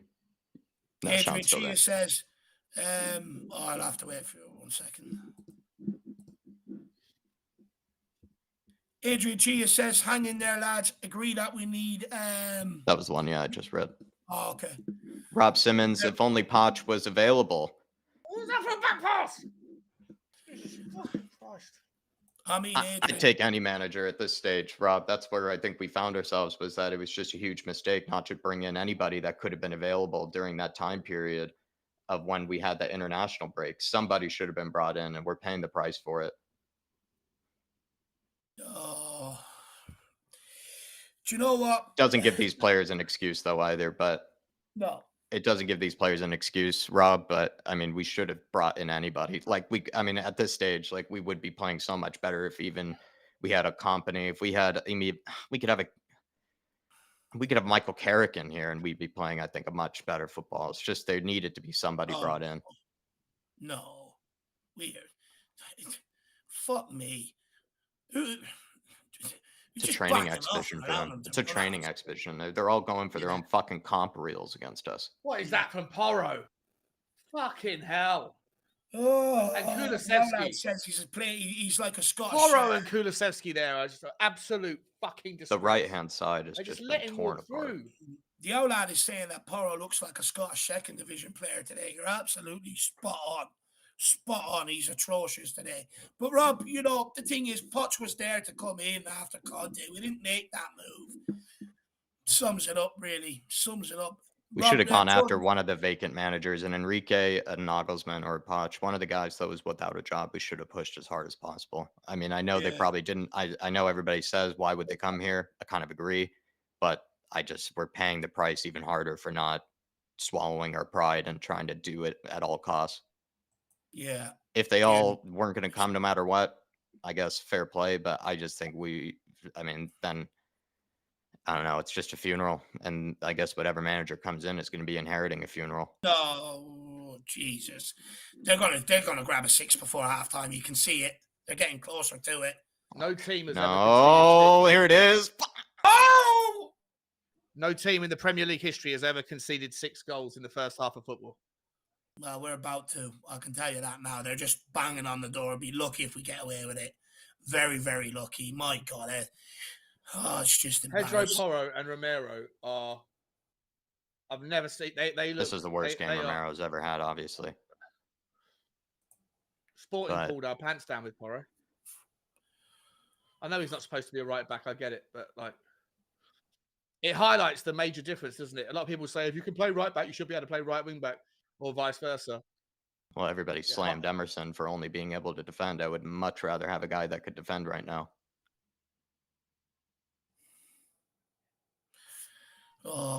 Jordan Stevens, we're losing 5-0, but at least we can post videos on social media as a player is trying to roll a coin into a cup. I feel sick to the pit of my stomach. Yeah, Jordan, this is why I was saying, I'm not sure if you heard me earlier, but I honestly think they need to go for some type of media blackout. I think I might have to I don't know, like block Spurs or something, just so I can't at all get those videos. I can't watch a single post of them in the training. I can't see them, honestly, for a week. I can't see any pictures of them or anything. I just can't. This is the most embarrassing performance I've seen probably almost in my lifetime, Jordan. Like, I'm going to have to I don't want to think about it, but I think it is, Jordan. I think it is the most embarrassing of the experience. And then also just the way the social media team has gone about it recently, just them just sort of being so tone deaf about everything. I'm going to have to it's going to need to be like a media blackout from them. Just get them on the training pitch, no extra time off, no more of this bullshit videos, clipping golf balls, playing cricket, rolling coins and shit like that. Fuck off, bottle flips, just get them on the training pitch, fucking work them. And if they moan, work them even harder, make them realize there's a reason why, they're being worked on the training pitch. This is a load of bullshit, and it just sums up everything on and off the pitch, the culture surrounding the club, You have a winning dressing room. Even when things don't go right, you double down, you work harder. You're winning, okay, you can have a bit of fun. But we're having too much fun for a team that's so fucking shit. It's beggars belief. It's beyond belief, actually. Beyond belief. This is beyond belief. Sums up the culture. Too much fun in hard times. It's a joke, brother. An absolute joke. And I'm fed up with it. People say to me, Dave, you're always going on about little things like that. And the reason why is because I know what the result of it is. And this is fucking it. I've had enough. Paddy Higgins, member for 11 months, says it can't get worse. Tottenham, hold my beer. Spurs fans say it can't get worse. Tottenham say, hold my beer. Yeah, absolutely spot on. Absolutely. No, they've reached new levels of low that are unimaginable. Unimaginable levels. Fuck's sake, please. It's unimaginable lows. It's unimaginable. Paddy. Sonny on the breakout. What can he do? No, he does absolutely fuck all. Decky, get stuck in, bro. Have some fucking pride. Kudu on the ball. Sir! They read him. They read him. He's so predictable. Too easy. Every time. And then super chat from Cuba99 says, don't worry, lads. 5-0 is a dangerous scoreline. Newcastle might think they're playing cricket and go out in whites, all pedal up for the second half. It could end up turning into a cricket score, Kuva, and that's what the biggest fucking concern is. Kuva, if all the games, I mean, I know you don't watch the game, so I hope this wasn't the one you decided to tune in for. I really hope not, because then just might as well go back into hibernation. I fucking might adopt that policy between now and the end of the season myself.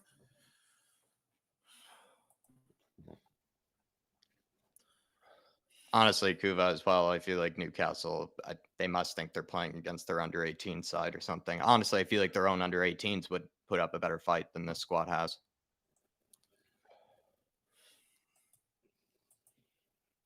That's what they really probably think they're playing against. They must think they're playing against the second division side, third division side. I mean, even, honestly, I feel like Wrexham would put up a better fight. Oh my God, there's 2 of them there! Still brings it down. And he gets the pass off. Wow. This is just sad. This is Everyone sad. across that back This line is sad. They can't make a single tackle. No one can make a tackle. No one. Jacob Murphy has had a fucking day. Half time. No one wants to make a tackle. That's what's most concerning. Everyone's standing there. They've accepted it. You know, they know they're not coming back. So they just accepted it. Just close up the spaces and just let them dance around you. Let them do what they want. Pull your pants down. Why not? Most of them guys are fucking too used to it over their career. So they don't have any pride, Jack. That's why there's no tackles. Look, this back four, going back four today, it's cost us. I said on We're Talking TV on the pre-match pump-up that, you know, for the first 10 minutes, there's going to be teething problems. Now, I never envisaged it to be that bad. But I said, get through them 10 minutes, keep a clean sheet, and build on it from there. We were 3-0 down after 8 bloody minutes. 5-0 down after 20. It's shocking. Stellini waited way too long to make changes in that half. He waited till we were 5-0 bloody down. You could see how bad it was going. But, you know, this is the problem with the culture. Everyone wants to be too nicey-nicey. This is why, you know, you just got to stop this in general. Stellini should have said, okay, this is horse shit. I'm making a change now, 8 minutes in. Right bloody now.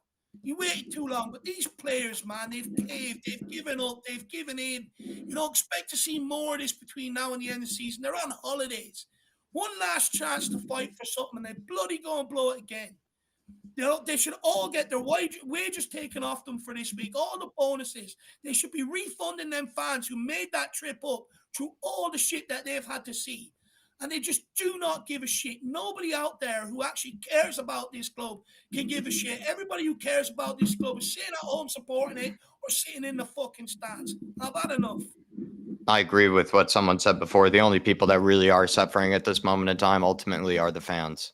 But we're the ones that have to put up with this. We're the ones that honestly are seeing our whole hopes basically from the beginning of the season being burned right in front of our very eyes. And I mean, I also as well, like, and just can't even look at these players in the eyes, to be fair. Like, there are a lot of players that I even love still in that 11, and I can't, like, I hate them all right now. I can't. I just, I look at persist with Lloris as well. He's another donkey. He hasn't said anything in about 6 months. And he's out there rooted to the spot. He's not even diving around. Fraser Forster came in and done better than him. Why is he not in? It's just wrong decision after fucking wrong decision. I've had enough. It's broken me.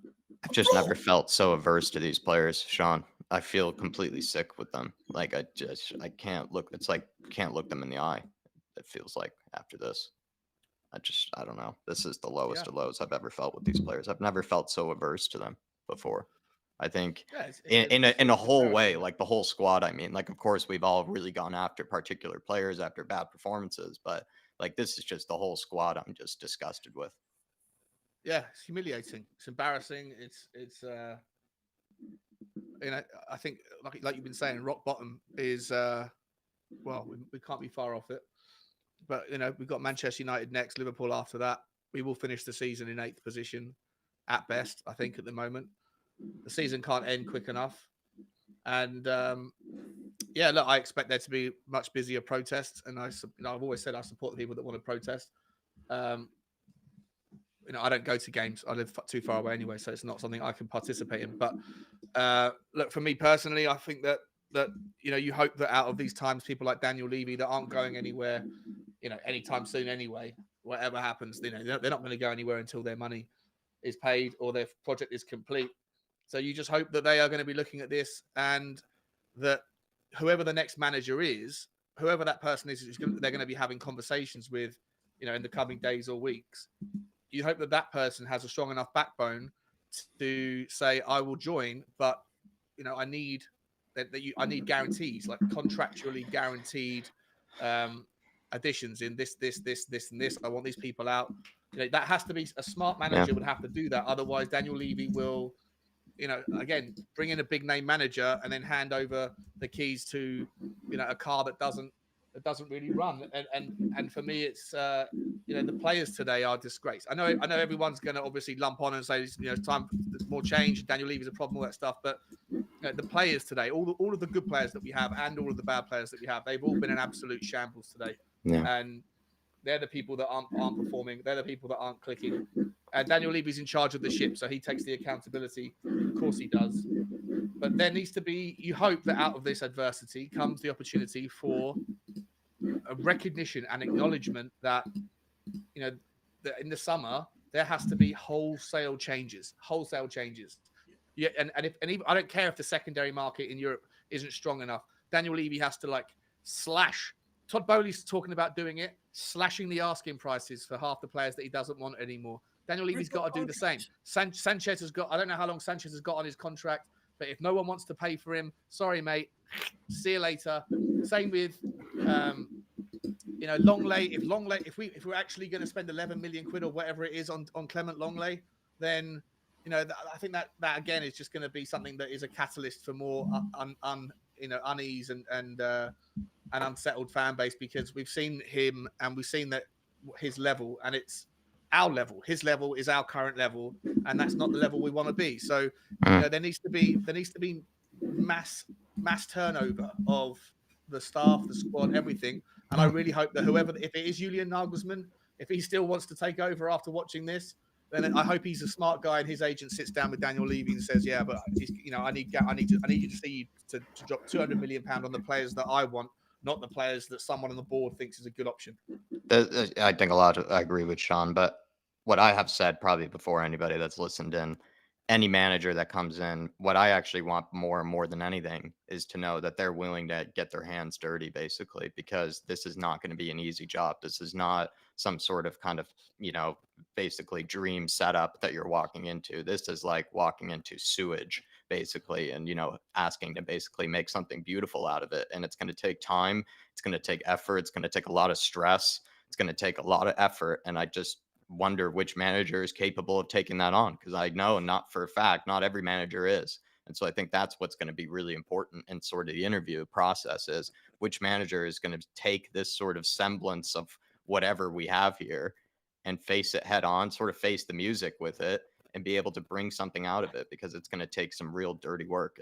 You're going to have to get your hands dirty. It's not an easy job to walk into. And I don't want somebody that's going to come into it, think that they're better than us, or think that, they could leave at any stage. I want them to come into it hungry and determined to try to turn things around and try to change things. And it's going to take a lot from them. It's going to be a brave soul in order to do that.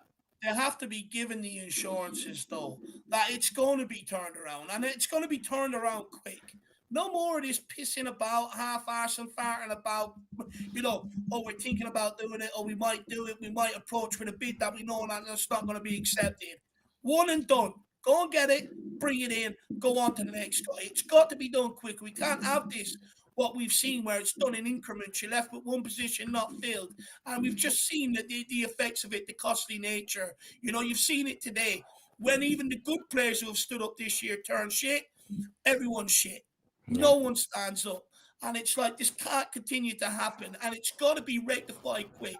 You want to start developing a winning culture, you set the standard this summer. You rip up some of these contracts. Don't even sell them. Rip them fucking up and send out a message. It's not good enough what we're seeing. Half of them aren't even trying out there anymore. They're not even trying to execute and do the basics. And I'm fed up with the protection that these guys get. It's always, they're human, they're this, they're that, and the other. But so am fucking I, and I'm fed up with being let down by them week in, week bloody out, and I can't take it any longer. We need to start setting we need a proper culture change at this football club. The owners need to get a director of football in here fast. They need to get a manager in here quick, fast. They need to steady the shit right now, and then they need to start working on their transfer targets in the summer and turning this around, because if we don't do it, we're going into next season with another season right off yet again. And that is not acceptable. You know what, Dave? Everybody needs to. Do you know what, Dave? Now, just quickly, Shawnee. Everyone needs to come together now and start pushing their voices in one direction and get it heard, so that we do have a chance of getting it bloody rectified this summer. Because if we don't, and the infighting amongst fans continues to happen, the splits continue to happen, we are going to get absolutely railroaded again this summer. And it's only us that get railroaded. Then players still collect their wages, they still get their appearance fees and everything else, and everyone else in around that club still gets their wage. The only ones that are constantly being let down and the ones that it's suffering are the fans. So we need to all sort of push together and get something this summer, because if not, we're going to be taken advantage of again. Sorry, Shawnee. No, I'm sorry, mate. I'm sorry, dude. I hate stepping in on a rant. I do apologize, bro. Good rant as well. Loved agree with everything you just said. What I would say, mate, about Daniel Levy is, and I made a video after the Paratici news dropped that he resigned. The next morning I went and did a Tottenham walk, and I pressed record, and I went on a 15-minute rant of saying that if Daniel Levy could have known and should have known, then it's massively poor judgment and poor due diligence, either or. But what I would say is that regardless of whether or not he could or should have known about what he was walking into with Paratici before he signed, as soon as the writing was potentially on the wall, all the way back in December when the November when the secondary investigation with the wiretapping was confirmed and they went to trial, at that point, Daniel Levy should have had contingency plans put in place, right? And the fact that happens, he then gets found guilty, then the appeal goes through. And I've always been a stickler and said, you have to allow for due process. You can't fire a guy who has brought the club into disrepute until due process has been complete. And I stand by that. Daniel Levy was caught between a rock and a hard place in not being able to make a move until after the appeal process was complete. However, he is an absolute fucking idiot for not having had, or what appears to have not had, contingency plans in place. Sorry, this alert's going off. Oh yeah, your 3 p.m. alert. Yeah. How do I shut this up? I'll turn it over there. He's an absolute fucking idiot if he did not have conversations with other people in the board and go, what happens if Paratici is found guilty and then the appeal is rejected? We need to have something, because the chicken and the egg, the timeline, the amount of time that you have left before the end of the season to find a replacement for him who can then be involved in the replacement for Daniel, for the manager, who then has to have conversations with Harry Kane, who then has to have conversations around what we're doing with the 8 loanees that are already surplus to requirements and all the other dross that we've got to get through. All of that stuff has to start with the director of football. And if Daniel Levy was caught with his pants down by not having any potential plan in place to replace Paratici in the obvious inevitable outcome that he was going to be found guilty and the thing not overturned, then he's a fucking idiot. And if we don't have a director of football in place, but before the end of the season, like within the next couple of weeks, then it's the biggest L of all of the L's that Daniel Levy has in his column of losses and poor efforts. Not having a second plan, a plan B for the director of football is probably right at the very top. And if like I say, if there's not a new director of football in place within the next 2 or 3 weeks, then it's unforgivable in terms of performance planning in my book. Some super chats. I'll only be 1 second. Just quickly on that.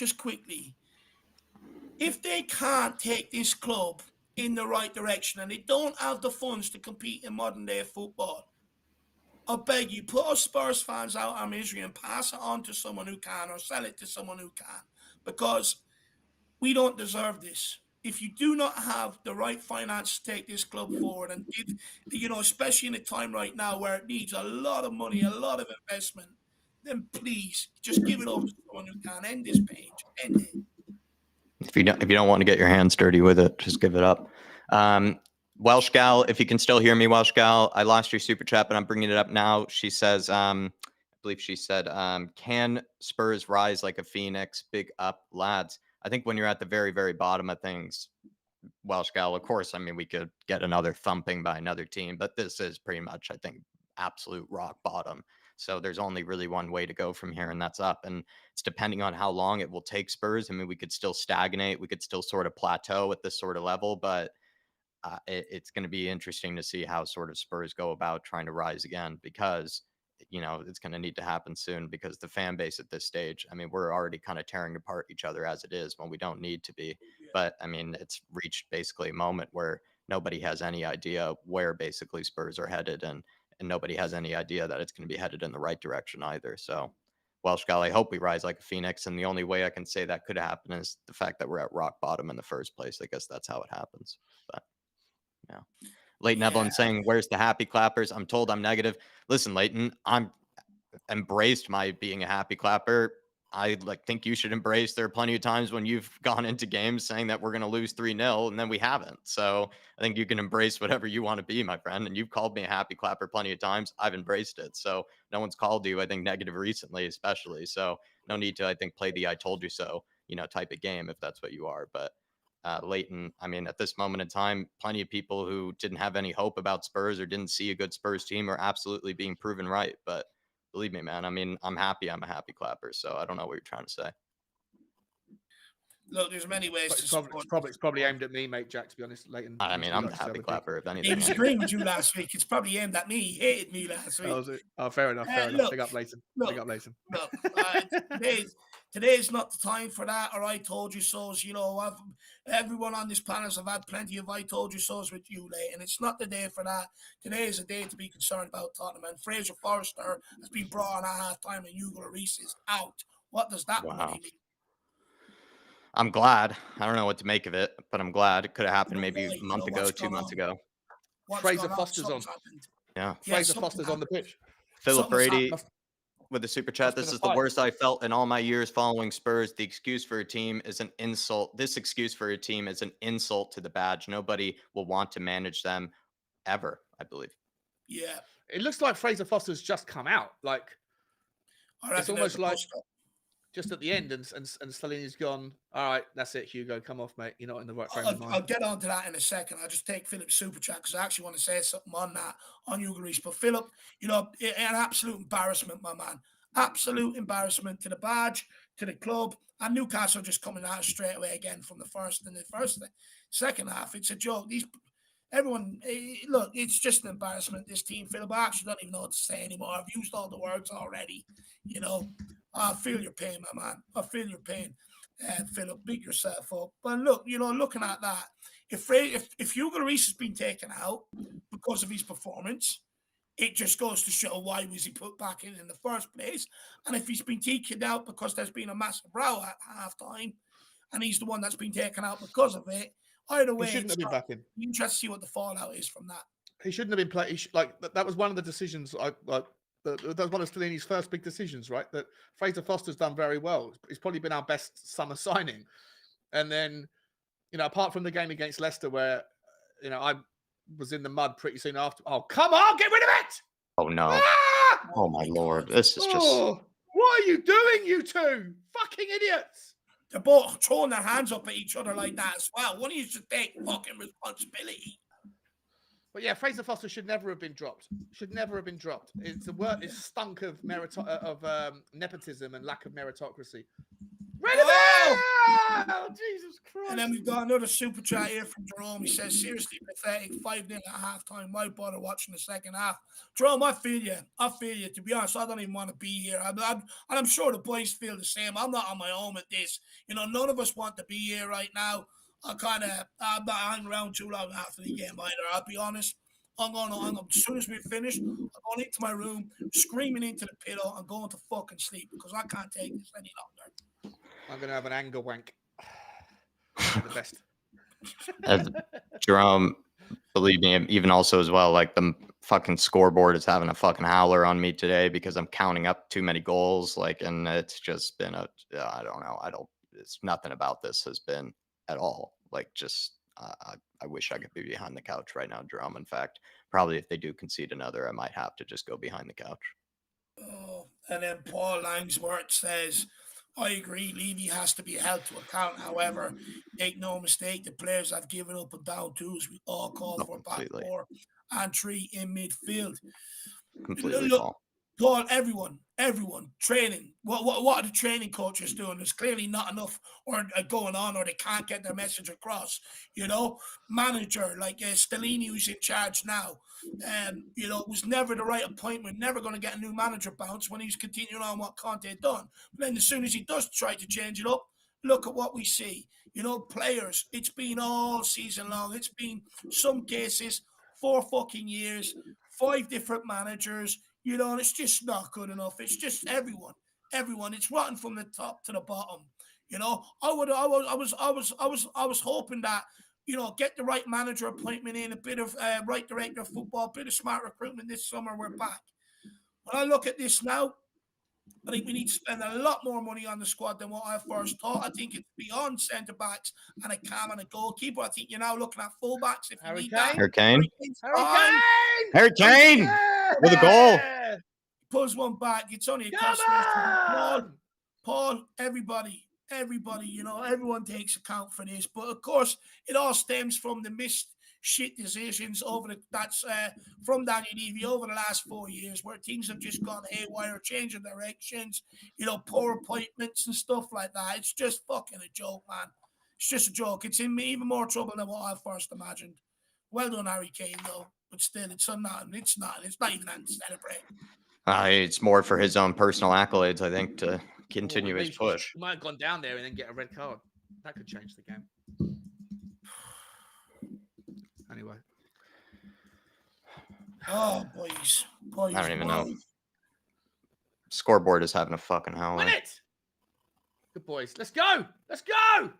Come on, Harry, do a second. Shit ball out to Højbjerg. If it gets to 5-2, I'll start paying. I stopped paying attention at 5-0.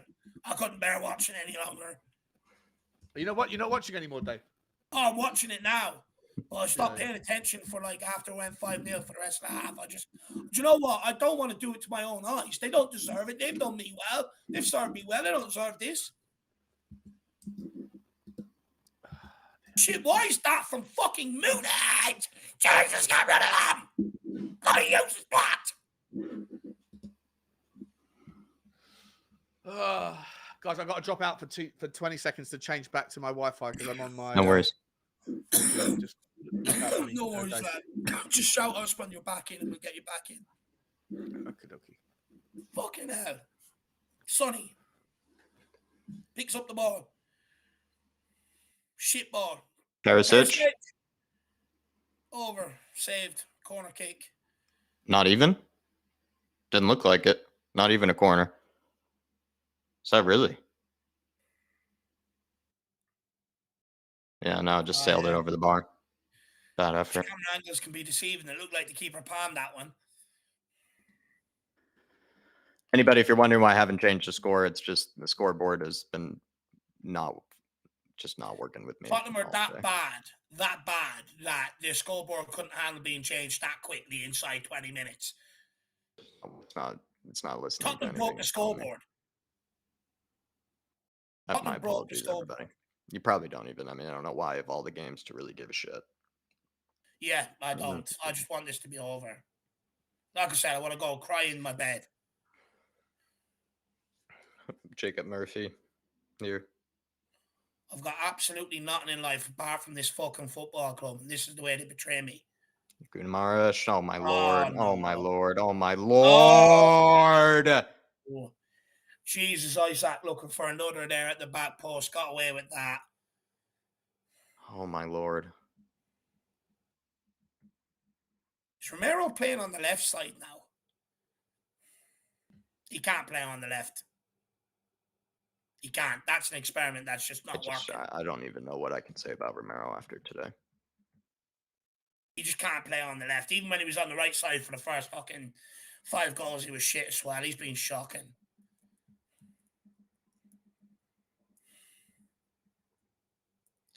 Trippier with the delivery. Oh, it's a free header. Hasn't gone in. Oh, it's cleared off the line. Jesus. I mean, every time they get near a box, they just look like they're going to score. Oh dear. Every time they go forward, it ends up with a shot on goal.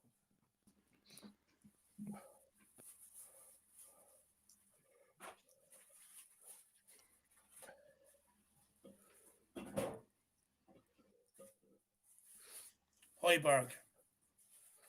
Into Kane. Kane shit fucking ball.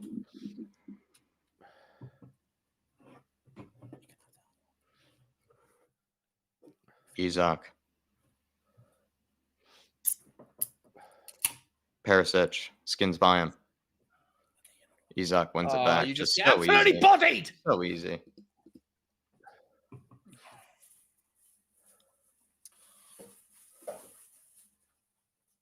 Hold on. Why is Eric Dyer playing on the... Man on, Skip. Man on. So Eric Dyer's moved to left-sided centre-back. Kulusevski here. Sapporo.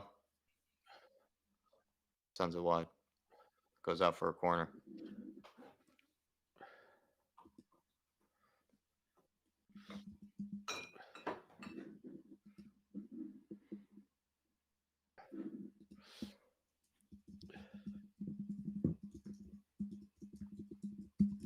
Look at Dan Burn there. Do you know what, Sean? I'd nearly fucking take up drinking with you today. No, genuinely. It's a fucking joke. Do you never drink, no? No. Yeah, I'm stopping soon. Well, I'm going to try to. I'll probably fail. Cuba99 says, my bet 7-3 is still on, lads. Oh, if you predicted that, Cuba, fair fucks to you. You deserve the money that comes with that, I suppose. Although profiting off Tottenham's misery, not sure I like that. But hey, you know, you got to get whatever enjoyment you can. Whatever gives you sleep at night. Especially with Spurs, they're definitely making you lose sleep, that's for sure. I suppose if I did take more I wouldn't say a realism approach, but if I maybe took Kuva's approach, maybe I wouldn't get so hurt every week.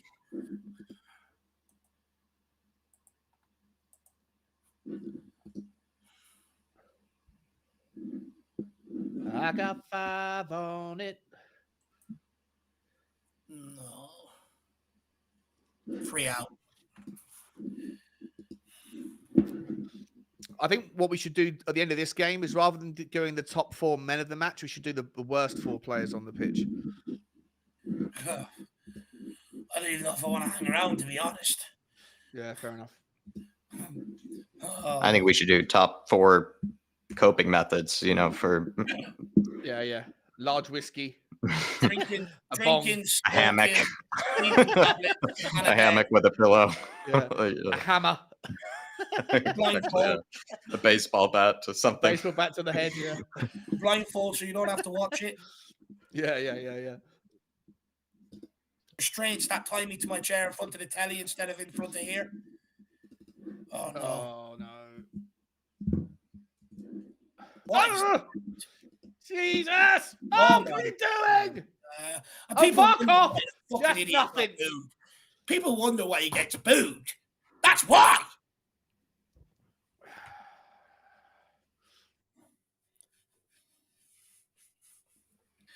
Is it me or does time go so much slower when you're losing 5-0?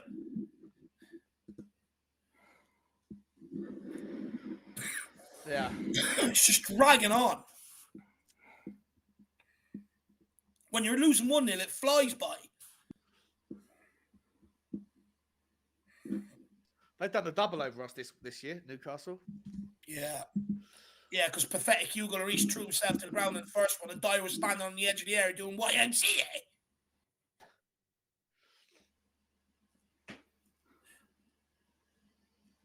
Trippier with the free kick. What's the bets? This one's on the money. No, it's not actually. Like, fuck. I want to know what happened with Hugo at halftime. I don't know. He probably was being a coward like he always has been this whole fucking season. And maybe he was, you know, blaming everybody but himself like he always has this whole season. I bet that's what happened. I bet people had enough of it because he's just as accountable as everybody else. But from what I've seen, Hugo has always been blaming everybody else but himself. So I'm curious maybe if that's what happened and people just had enough of it. Yeah. Maybe he's been stripped of the captaincy.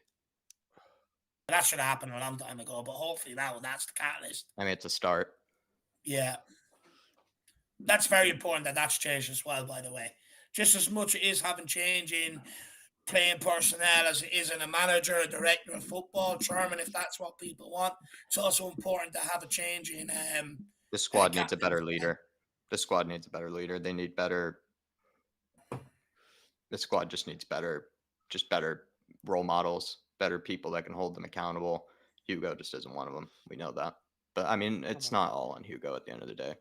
They're all pathetic. They're all. Nah, it's not. But some of the goals, he doesn't even move. Oh, he was at. I mean, if Sean were fourth to goal- do, the if fourth Sean goal were was to do the like- top 4 worst, he absolutely falls in it. I mean, he absolutely does. Jacob Murphy's goal, like, No, okay, it's a decent effort. That was but the third goal, wasn't it? I don't Third even goal. think it was, but, Dave. I like, mean, move. it went past him like he just stood there, and it wasn't even Yeah. top bins or anything either. It just sort of like it's not even like it really knuckled or anything. It Reminds just me of sort the of one like away to Everton when they got the equaliser. He could have moved, he didn't, and it's at a nice height. I If think he the dives, Everton one was a much better wins. strike than Jacob Murphy's. The Everton one was a much better strike, and so that's where it makes you have question marks for sure. And then even what was it, Sean? Was it the 4th one you were talking about? When was that? Oh yeah. Oh sorry. Today. The third goal was the one from distance, Yeah. and the fourth goal was I think another he one. just- It was down the yeah. left-hand side, wasn't it? And just tucked in and like down the right-hand side. He's been beaten 3 times down to his right-hand side into the bottom right-hand corner, bottom left-hand corner of the goal as you look at it, of the 2. In fact, I think 4 of the 5 goals went in that side, including the one from distance. But yeah, just all like I say, Lloris should not have been back in the team. Like, Yeah. I'm sorry, like, are we a football club or are we like a Seem nepotism? like a social club. A confidence boosting club. You can do what you want. We'll just tell you you're great. He's the captain, so he has to play. Sorry. Well, if that is the case, then maybe he shouldn't be the fucking captain. But in any event, if the captain's not playing like a captain should, then he shouldn't be in the fucking team. Like, simple. The captain's not Simple. performing. He should be dropped. 100%. 100%. Nice pass from Forster there. Kane. I haven't seen Someone Hugo get do that in my fucking entire him. fucking life. That was a great pass from Forster. I actually wish Kane did better with that. He was good hold-up play. It just maybe he didn't have any runners. Højbjerg, Perisic, back to Salzburg. Where was this in the first half? To skip, move it out wide. That's because Sanchez, Newcastle get knew on, they've already get won the it. Jets on. Newcastle aren't pressing like they were. Yeah, in the because first half. Newcastle We can can't turn handle a the switch press. on if they want to. They're preserving energy for midweek. They're 5-0 up. Yeah. Oh my fucking. Get out of the somebody- fucking way! Nice, Romero. Sunny here. He's gonna get greedy. Yeah. Kulu. Don't try and beat 2 men, Sonny. Fucking hell. Sanchez. Oh.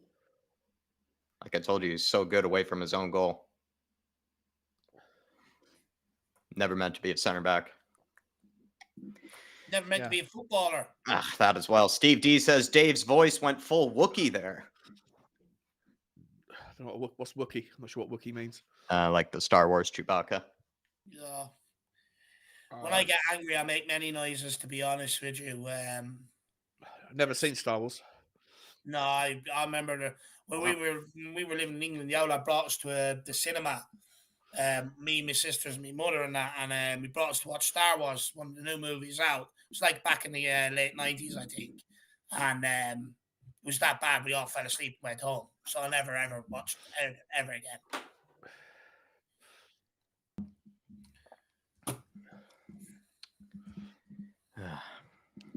I don't want to see 10 minutes added on in this game either. They've been getting added on time wrong all season long. Just blow it up at 90. These are times when you're glad that football has a running clock. Yeah. I just can't. I'm actually just stunned. Like, this is going to take a day or two to actually process before I deliver my, real thoughts on it, This is a mental scar. Yeah. Huge mental scar.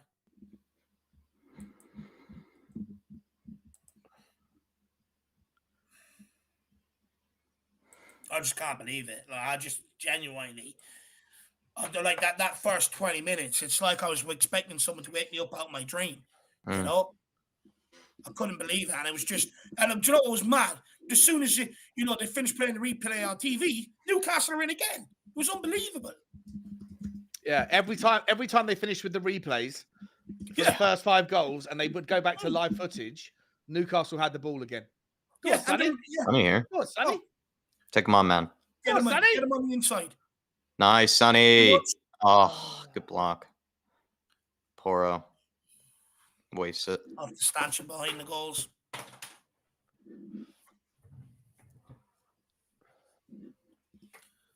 Oh. Where's them Jets been all season?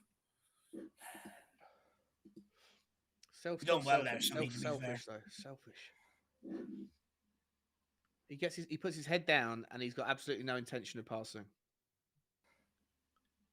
Yeah, do you know what though? It's an improvement from where he was on earlier in the season where he didn't know what to do. Yeah. I'm not angry with Sonny. No, I am. I agree with you. I do think he is getting a bit selfish at times a lot. But you know, I remember only what was it in one of the Milan games? I remember going, man, it's like he doesn't even know what to do with the ball. At least he's trying to do something, I suppose. He's been better. He's been much better the last few games. It's nice to see. And I don't think he's had a bad. Like, I mean, everyone's had a bad game, but I wouldn't put him anywhere near the top end of the list. But I still stand. Yeah, he did. You're right. He got bodied, didn't he? He just fell over. Yeah. But I do think that if he's going to pass the ball, he passes it the second he receives it because he knows he's got nowhere to run. But as soon as he starts running, as soon as he starts he's made his mind up. Oh, it's Sunny time. Then he's head down like a kid in the playground, and he's not looking for a pass. He's looking to how he can create space for himself. You know, and that's a different version of Sonny than what we used to have. Sonny before was more, he'd look up, be more collaborative with players, you know? Yeah. So, yeah. I still love him, and it's nice to see him better in the last few games than he has been in previous 6 months, but you can't help what you observe, I don't think. Yeah, no, I agree. Oh, great. Almiron's coming on. Yay. No. He's definitely going to get on the He probably wants a few goals as well. Adrian Cheers says, I feel terrible for you. 14-year-old member Lewis watching. If you've watched Lewis's man shows, I mean, the guy is absolutely miserable. So I think and he's only 14 years old. The kid sounds like he's, already smoked 400 packs of cigarettes and, is already, the kid sounds like he's already been through the ropes. I know what it was like being in school when Spurs are shit. You get absolutely clowned on.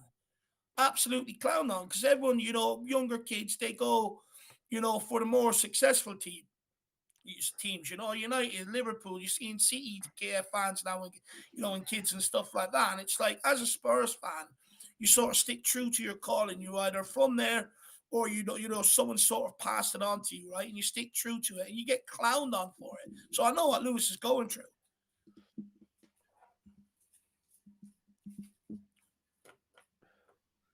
Sanchez is now playing as a... It's basically as a right back or I think he's just doing what he wants, to be honest. A striker, I don't know what he's doing. I think he's just doing what he wants. I think he was just told, just go on and move. Just at least move. Nobody else is. I mean, with the way we've been playing, it's hard to know whether they're told anything. Yeah, very true. It doesn't look like there's much being told of them whatsoever.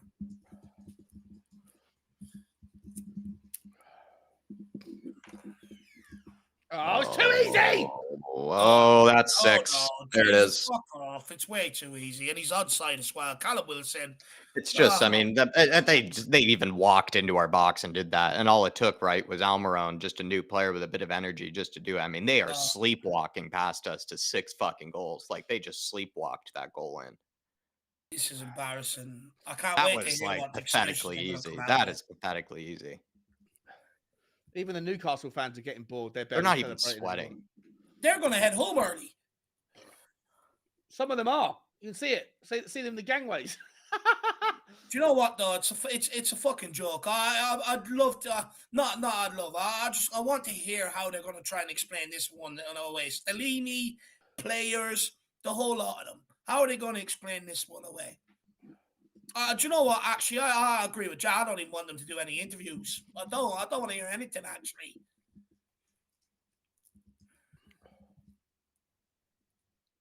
Was that Almiron's assist? Yeah. Hungry. At least I get some FPL points. Embarrassing. Here they come again.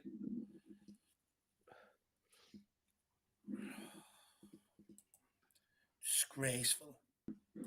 Bloody disgraceful. And the thing is, if Newcastle didn't take their foot off the gas, this could have been even more. Is that Hoiberg? No, it was Decky. Fucking hell, Decky. This could have been even more if they didn't take their foot off the gas. They were just going through the motions for about half an hour. I think Make it's a just few because changes and they're Almiron came hungry. on and actually wanted to do something. I mean, I just felt like they were like, I guess what? Might as well score now, lads. Yeah. That's what it felt like. You've got what? Willock on a hat trick. You've got Joe. Is Isaac on a hat trick as well? Could get one. They want more. I mean, look at the response that they had after their defeat to Villa. Yeah. How many times have we had a defeat like that and we expected our players to respond in that sort of manner, right? The way that they have responded today to their 3-0 defeat, how many times have we expected our players to do something similar and they haven't this season? They're just a disgrace, you know. They just take the jersey on them, but just don't send them out there in the Spurs kit because they don't represent it. They don't represent me for sure. They just don't represent me. It's not what I'm about.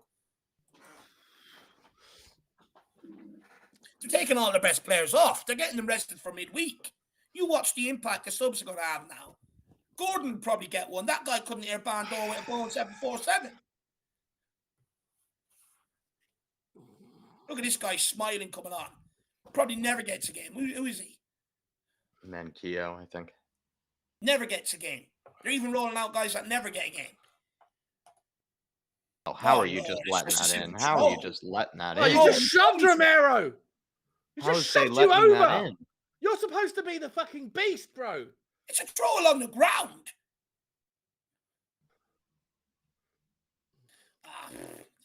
Still got 20 minutes left. I wish it was 2 minutes. I want it fucking over.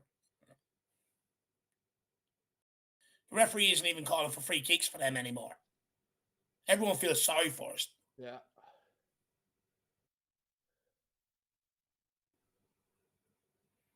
When the ball comes off Harry Kane's back when he's making a run, you just know it's not your day.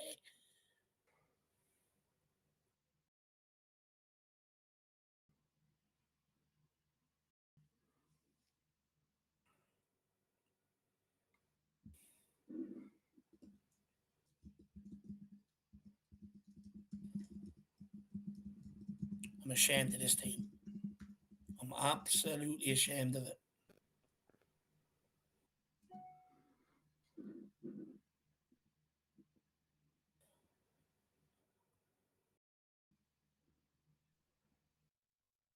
Like the thing is, yeah, Danjuma coming on for Kulu. Should have been done about an hour ago as well.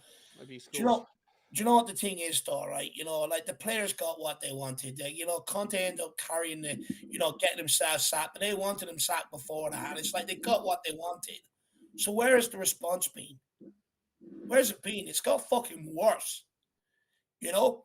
And they complain about everything. They complain about not being trained. They complain about being trained. They complain about tactics, this, that, and the other. You play football.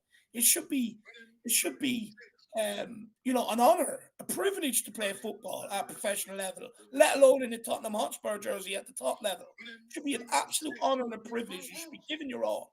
Sean, I can hear. Sorry, guys. That's all good. All good. You should be giving their all, and they're not.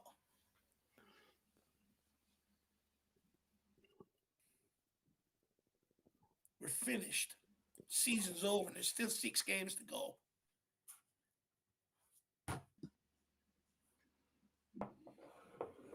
Puts Newcastle 6 points ahead of us with a game in hand as well. It's over. Might not even get Europa Conference League at this stage.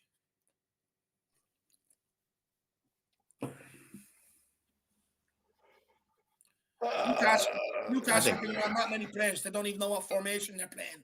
As much as I did want all the extra games. I want to see Tottenham play as much as possible. I think these players are so shit that we actually just need genuinely people to be on the training ground for a solid week. Yeah. To be working on. We just need people on the training ground. Clearly, they're that shit.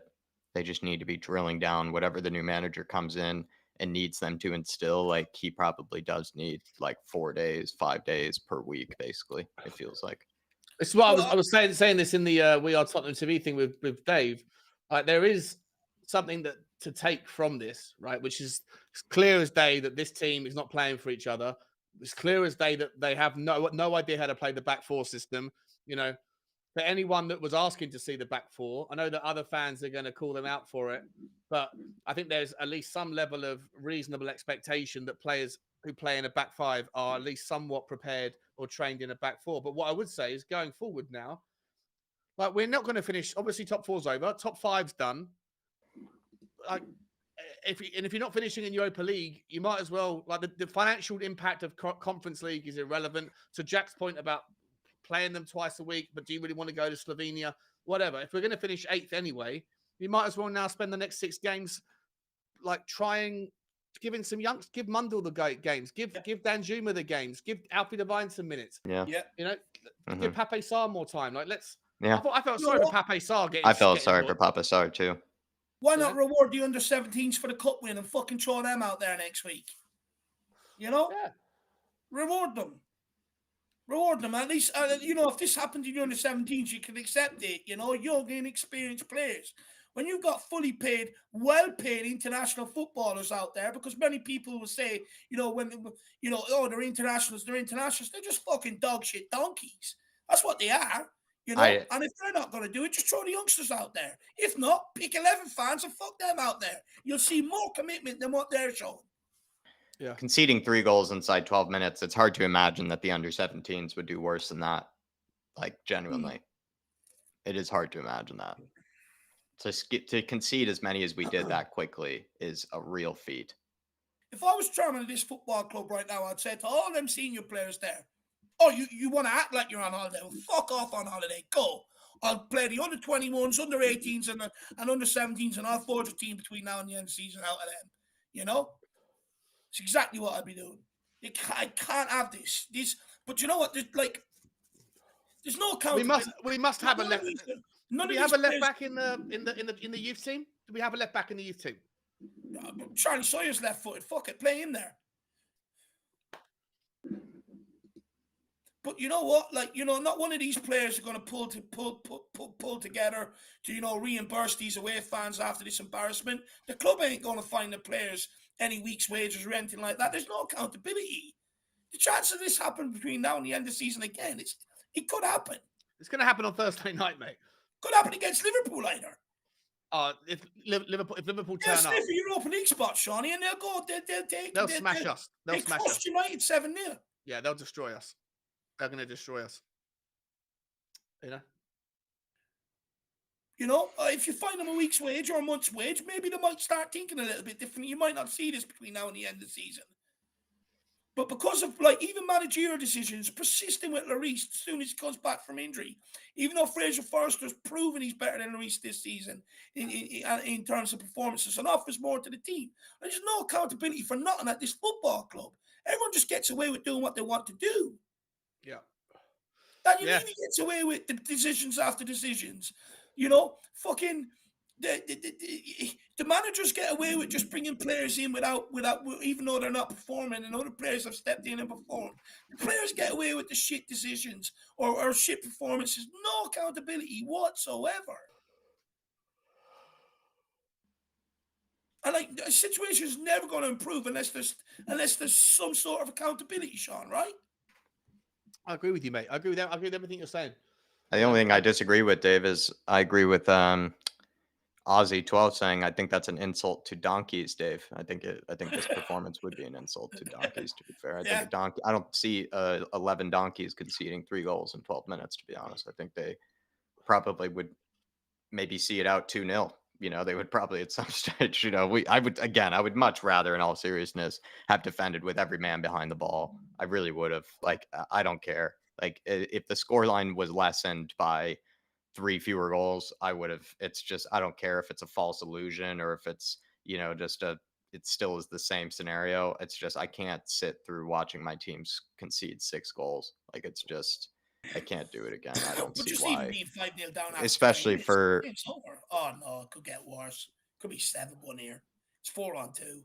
Yeah, there it is. Oh, save cleared.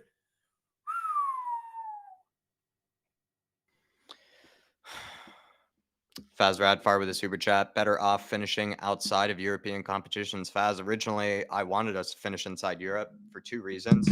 part of it was selfish, just that I'd like to see us play as much as possible.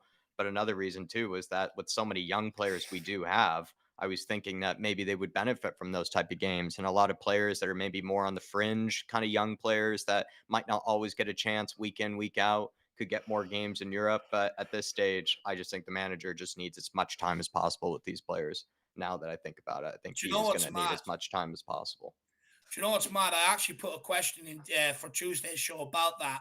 You know, not thinking that it would be used today. You know, it's fucking madness.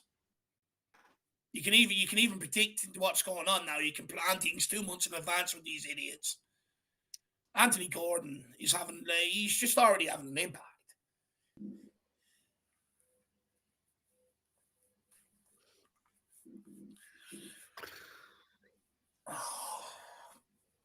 An extra large doner kebab for me tonight. I'm gonna eat myself silly.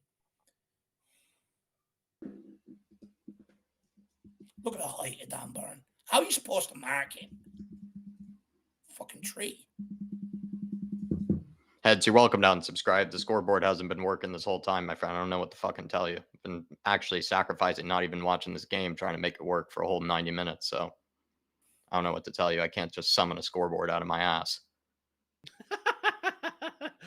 I don't know what you want me to do here. If you've seen my head, it's constantly typing and trying to rework it 1,000 times. I've given up. It's Fuck just not off. working. Just accept it. So, Tottenham broke it today. Nothing you can do. I don't know why you want to see the fucking 6-1 scoreboard anyway. Richarlison's coming on. Hey, he'll get an offside goal. Don't worry about that.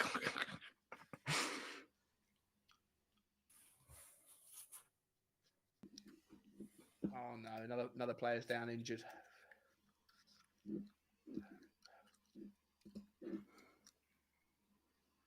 Who is it that's down? Dan Juma.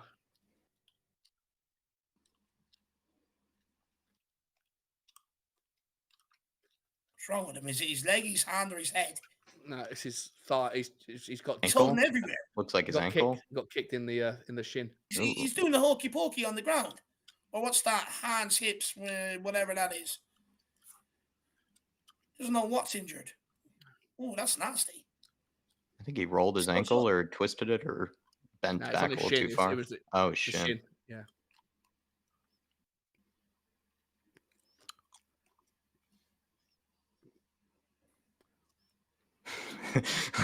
King Hoddle, exactly right. I think Levy didn't pay for the scoreboard browser to work. Exactly right. The lights weren't working this press conference, so he didn't pay for the scoreboard to work either. Fair play there. I don't know how them Spurs fans haven't just left and gone to a pub. I don't know how they've stopped. Yeah, Fair play to them. I would have. I would have been in the car on the way home. I would have tried to get the soonest train out of there. Soon as 3-0 down after 8 minutes, I would just would have sat in the bench waiting for my train, even if it was 3 hours away. Just would have sat there. Just would have sat in a Costa coffee shop or something for 3 hours, just staring over it. Not even just sit there in the piss and rain, not even care. Yeah, to be fair. What's going on? Yeah, it is. It has been raining, so yeah, that's convenient as well. Just cleanse yourself, really. Right now, I feel like I want to be the what's that film where he befriends a ball, and he's living on an island, Castaway. That's what I want to be right now. If there was a toothbrush for eyeballs, I wish I had that.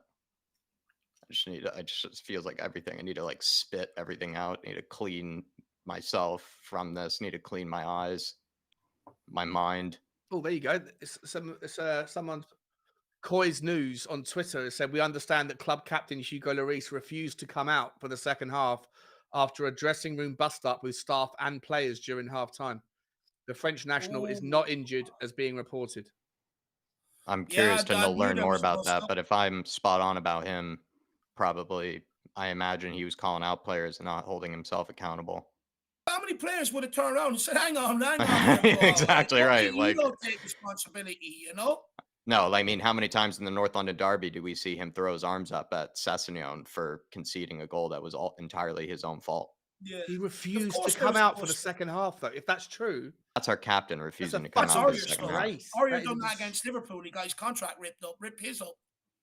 You don't refuse, especially when you're down that bad. You don't refuse. Hugo's disgusting.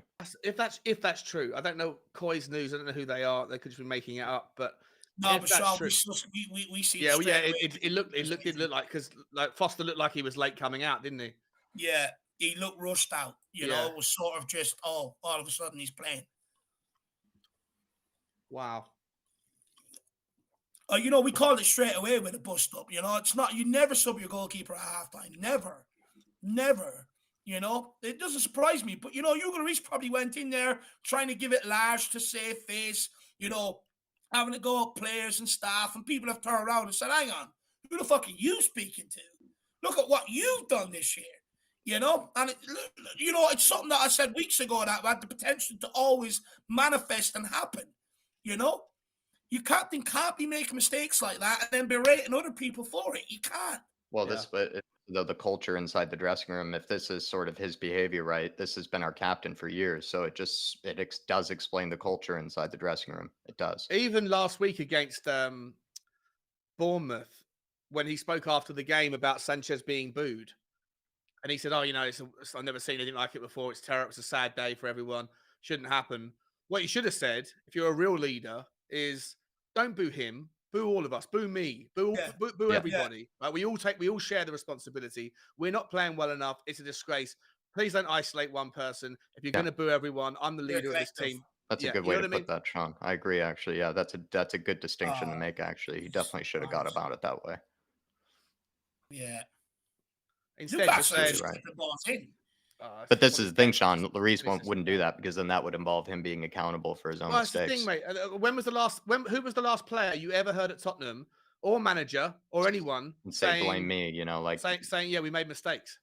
Yeah. Or like you said, Sean, like Lloris could have been like, listen, you know, please don't isolate our players like that. You know, as a captain, like you said, Sean, you said it perfectly, to be honest. Like, blame me. You know, he could have said, I made a mistake. Blame me. Boo me. Like, you were spot on about that. But Hugo's just not going to do that. Conte never took accountability. Stellini hasn't taken any accountability. Ryan Mason never heard him say anything. But the only person of late, I know I'm not saying this to defend him, I'm just putting it out.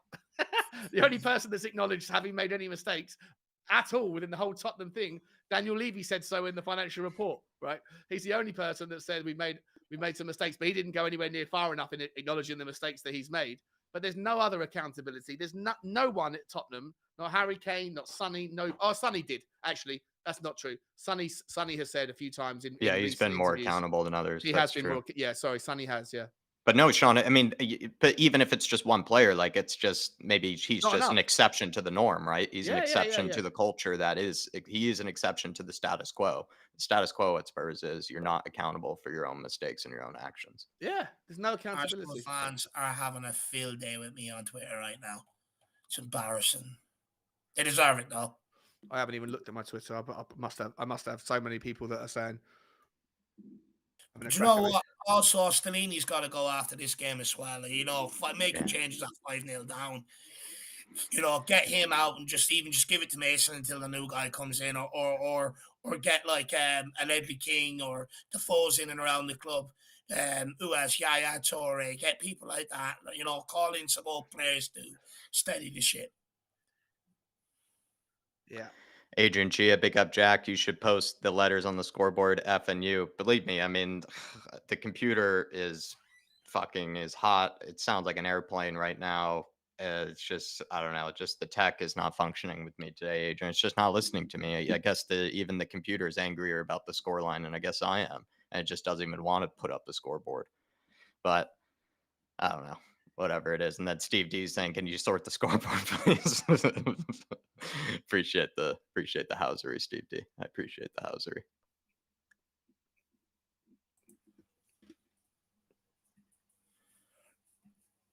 Aris the Gold is tweeting that Hugo Lloris came off due to an injury sustained in one of the earlier goals. So he said that's why he was rooted to the spot in the third goal. It'll be interesting to see what's true, because I think if that comes out, I think that's a cover up, being honest. I think that's a cover up. There's no way, because if he was truly injured and he felt like he couldn't make a save, he would sub himself off. Also, knowing Hugo Lloris, the coward that he is, if he felt like he had an opportunity to sub himself off, he absolutely would have taken it.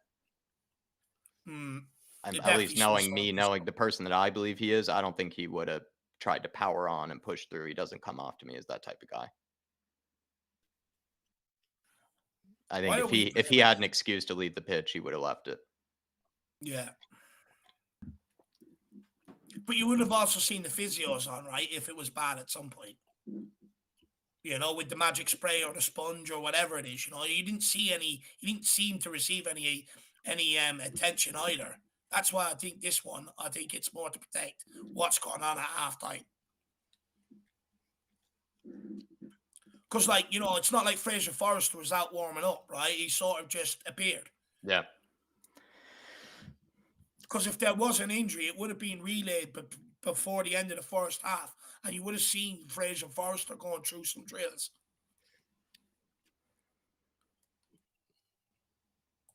John saying, is tomorrow the start of the Kane captaincy? I mean, Kane was showing not to be a great captain either, but I think he is a better captain than Hugo, but it's not saying much. I don't think Kane should at all have the captaincy next season.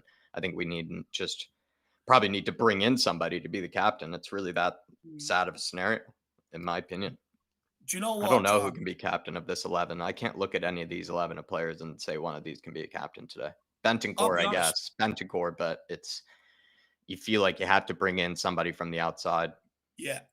I was going to say that. I agree with you. I think it has to, you have to bring someone in that's going to do that. Unaffected by this culture. Yeah. Kane had a good run of with the armband. And let's be honest, we didn't see anything different, you know, and it's kind of like, for me, I think the majority of what we've got here is damaged goods, unfortunately. It's kind of like, I think you're going to have to bring it from outside, which is a sad state of affairs. And then, who was it? Vince Vega, is it? I think. Vince Vega here, member for 18 months. Shawnee, give us a tune on your guitar to cheer us up. I don't even know how much I can ask. It's already been enough to ask Sean to be on this watch along as long as he has been. Sorry, guys, my internet just cut back in. What was that? The whole noise. Vince Vega was saying, Sean, can you give us a tune from your guitar to cheer us up? And I said, I think Sean's already given us enough service by showing up on this watch along and showing his face is enough service. Sorry, buddy, not today. I'm not in the vibe. Love you though. Are we ending the stream pretty much as soon as this is done? Are we? I feel like it. I mean, we've sort of hashed out everything we had to say. I mean, we have a whole fucking summer and a whole week to sort this fucking mess out. I just want to go and eat and go to bed. I'll be brutally honest. I'm not in the mood today for that mess. Yeah, same. I'm looking forward, to be honest, having a week of tearing these lot apart and dissecting all of this, because this is a fucking case study, if anything. This is a funeral. I already feel like shit today, and now I'm miserable as well. Thanks for powering on, Sean. We appreciate it. That's all right. I feel like if I use the old I don't feel well card, I think you'd all be thinking, you bastard, you're leaving us, you're ditching us. And look, even if you just did turn around and go, guys, I can't take this, I'm out. I'd say, okay, fair enough, fair play. You know, I wanted to do it after 8 minutes. I wanted to bounce out. Well, we 3-0 down after 8 minutes, weren't we, or something? Was it 3-0 at 8? Yeah, 3-0 down after 8 minutes, 5-0 down after 20 minutes. Daniel Levy needs to make some very, very big decisions, but very, very quickly. Like I say, if he hasn't got a director of football lined up, a plan B, then unforgivable. It's unforgivable. It's the most important cog in the wheel for the things that matter to Tottenham fans. And he's had 6 months of knowing that there was this outcome possible. And now the outcome has happened, and it was always likely. Like, you should have your plan B ready to go. You should have that. You know, no, I understand that, like, it's difficult to have conversations with employed directors of football where you speak to the club and say, hey, do you mind if we talk to your director of football about, you know, coming to us? And then also at the same time saying, but by the way, just on the off chance that the appeal is upheld, then so shit, we don't need you. I understand it's difficult, but he should be having conversations every day with whoever it is, Monchi from Seville or whoever else the people he's got lined up are. But you know, if we go another couple of weeks, 2-3 weeks without having these things sorted out, it's embarrassing. Yeah. Ooh! Yeah, every single one of them. Yeah, every single one of them deserve it. I hope that's why them away fans hanging around was to stand there and fucking boo them. Fucking Yeah, disgrace. yeah. Absolute disgrace. Get off the pitch now. Get off. Boo. Actually, I hope the away Idiots. fans, if anything, I, I hope they actually just wait outside their team bus. If anything, I I hope they would. find the team bus and see the players walk into it. I hope they watch them walk into that team bus. If anything, And the maybe sad they should thing is, switch places. Have the fans take the team bus home. Have the players make their own way home from here. and the sad thing is, I don't think this is the last time you're going to see this before now and between now and the end of the season. I really don't. You know, be acting like you're on holidays is a dangerous place to be. You know, and yeah, we could sit here and say we expect a bounce back. I expected a bounce back after Wolves. I expected a bounce back Yeah. after Milan. I expected a bounce back after Sheffield Look how United, Newcastle bounced back today. after Everton, after Bournemouth. You know, hasn't happened. Look how Newcastle bounced back today. That's what's even more. It's more ridiculous. Spurs have had countless opportunities to do what Newcastle have just done today to us. How many times have we had an atrocious performance thinking that, you know what, they're going to learn from this and they're going to be a better team the next week? And they just haven't done exactly what Newcastle have done today. And what Newcastle have done today show why they're a top 4 team and we're not. Simple as Yeah, what they have done. yeah. Adrian Chia saying if Lloris was really rooted, I reckon he would save more. Kind of maybe, I'm not sure if I read that right, Adrian, but what I would say is this whole Lloris issue with him not coming on at halftime, I don't believe he was injured. I find that hard to believe because if he was truly injured and if he knew that he couldn't make saves, because that was only the second or third goal, right? The Jacob Murphy goal. And so he conceded plenty more after that. So if he knew that he wasn't capable of making more saves, he should have subbed himself up. So that's his own fault as well. But I actually don't believe that's the case because if he really knew he wasn't good enough to be making more saves, why would he put himself through that further torture? I'm pretty sure he would just ask Forster to take his place. So I think it's a cover up, if anything, for And the time being. anyway, screw 'em. Saving all even for the dressing room was too late. It should have been done at fucking 1-0 down when they went 1-0 down or 2-0 down so quickly. You seen Arsenal the other day, they got themselves into a huddle, they regathered themselves. No one out there even decided to do that. You were reading them at 2-0 down. Stellini should have made substitutions at 2-0 down so early. You know, so many people have to take account for today. But look, reflection of what's happened here today. It's a reflection of smart decisions by Tottenham. You know, that's the reality of it. Newcastle decided to go and invest heavy in their backline and goalkeeper. They look at the result of it. They've only conceded 25 goals this season. Best defense. They're sitting 6 points above a 4 with a game to go. So their recruitment has been spot on. You know, they stuck with Eddie Howe. They put the right people in around them. We've chopped and changed direction. We've had a lot going on this season, and we neglected the backline and the goalkeeper, which have been a lot issue at this football club. And that's the result of today. Smart decisions at a football club, fucking shit decisions at a football club. And today, you know, that's the result of it. I don't know what I think we have such a huge week ahead when it comes to dissecting this disgusting performance, this embarrassment of players.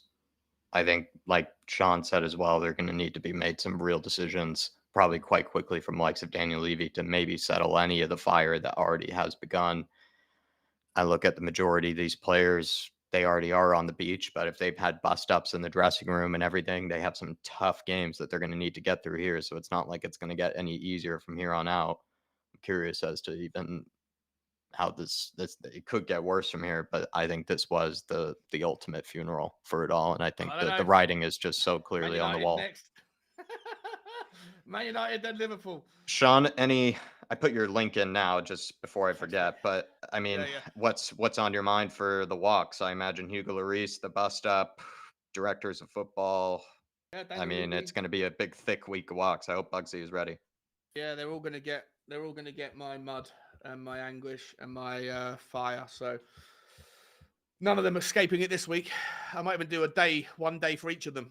You know, I might spend all of Monday. Day on Romero, day on Lloris, day on Levy. It's 4 days until the next one, so I might do like the goalkeeper and the defense tomorrow, and then the midfield and the attack on Tuesday, and then Daniel Levy and the boardroom on Wednesday. I think, I don't know. Yeah, same old stuff. I'm supposed to be on Sav's show this evening. I don't know. I did say to him, I don't know if I'll be able to be there, but if you do see me again next, you'll see me over there at like 8 o'clock. But Nice. yeah, thanks for having me, boys. Sorry it was on such a shit day. But Sorry I put you through that, Shawnee. Yeah, thanks for putting up a brave face. Look, the reality is, just before we end off, everyone fucked up today, you know. This is a result of everybody. The players, you know. Look, regardless whether some of them have been allowed to be here too long or not, they're paid massive amounts of money. That's fucking, it's absolute daylight robbery what they produced out there today. Stellini, no problem accepting the caretaker role. Paid well to do it as well. Fuck you, Stellini. Get out of my football club as well. Also, Daniel Levy, you know, bad decisions this season, you know, have cost us, everybody, absolutely everyone at that football club, even the coaching staff. What has been going on out there? What's been going on out there? What are they coaching them? Doesn't seem like it. So everybody, absolutely everybody. But make no mistake about it, today is the reflection on how the two clubs are run. One is being run the right way with the right decisions. One is being run, you know, many different directions. Yeah.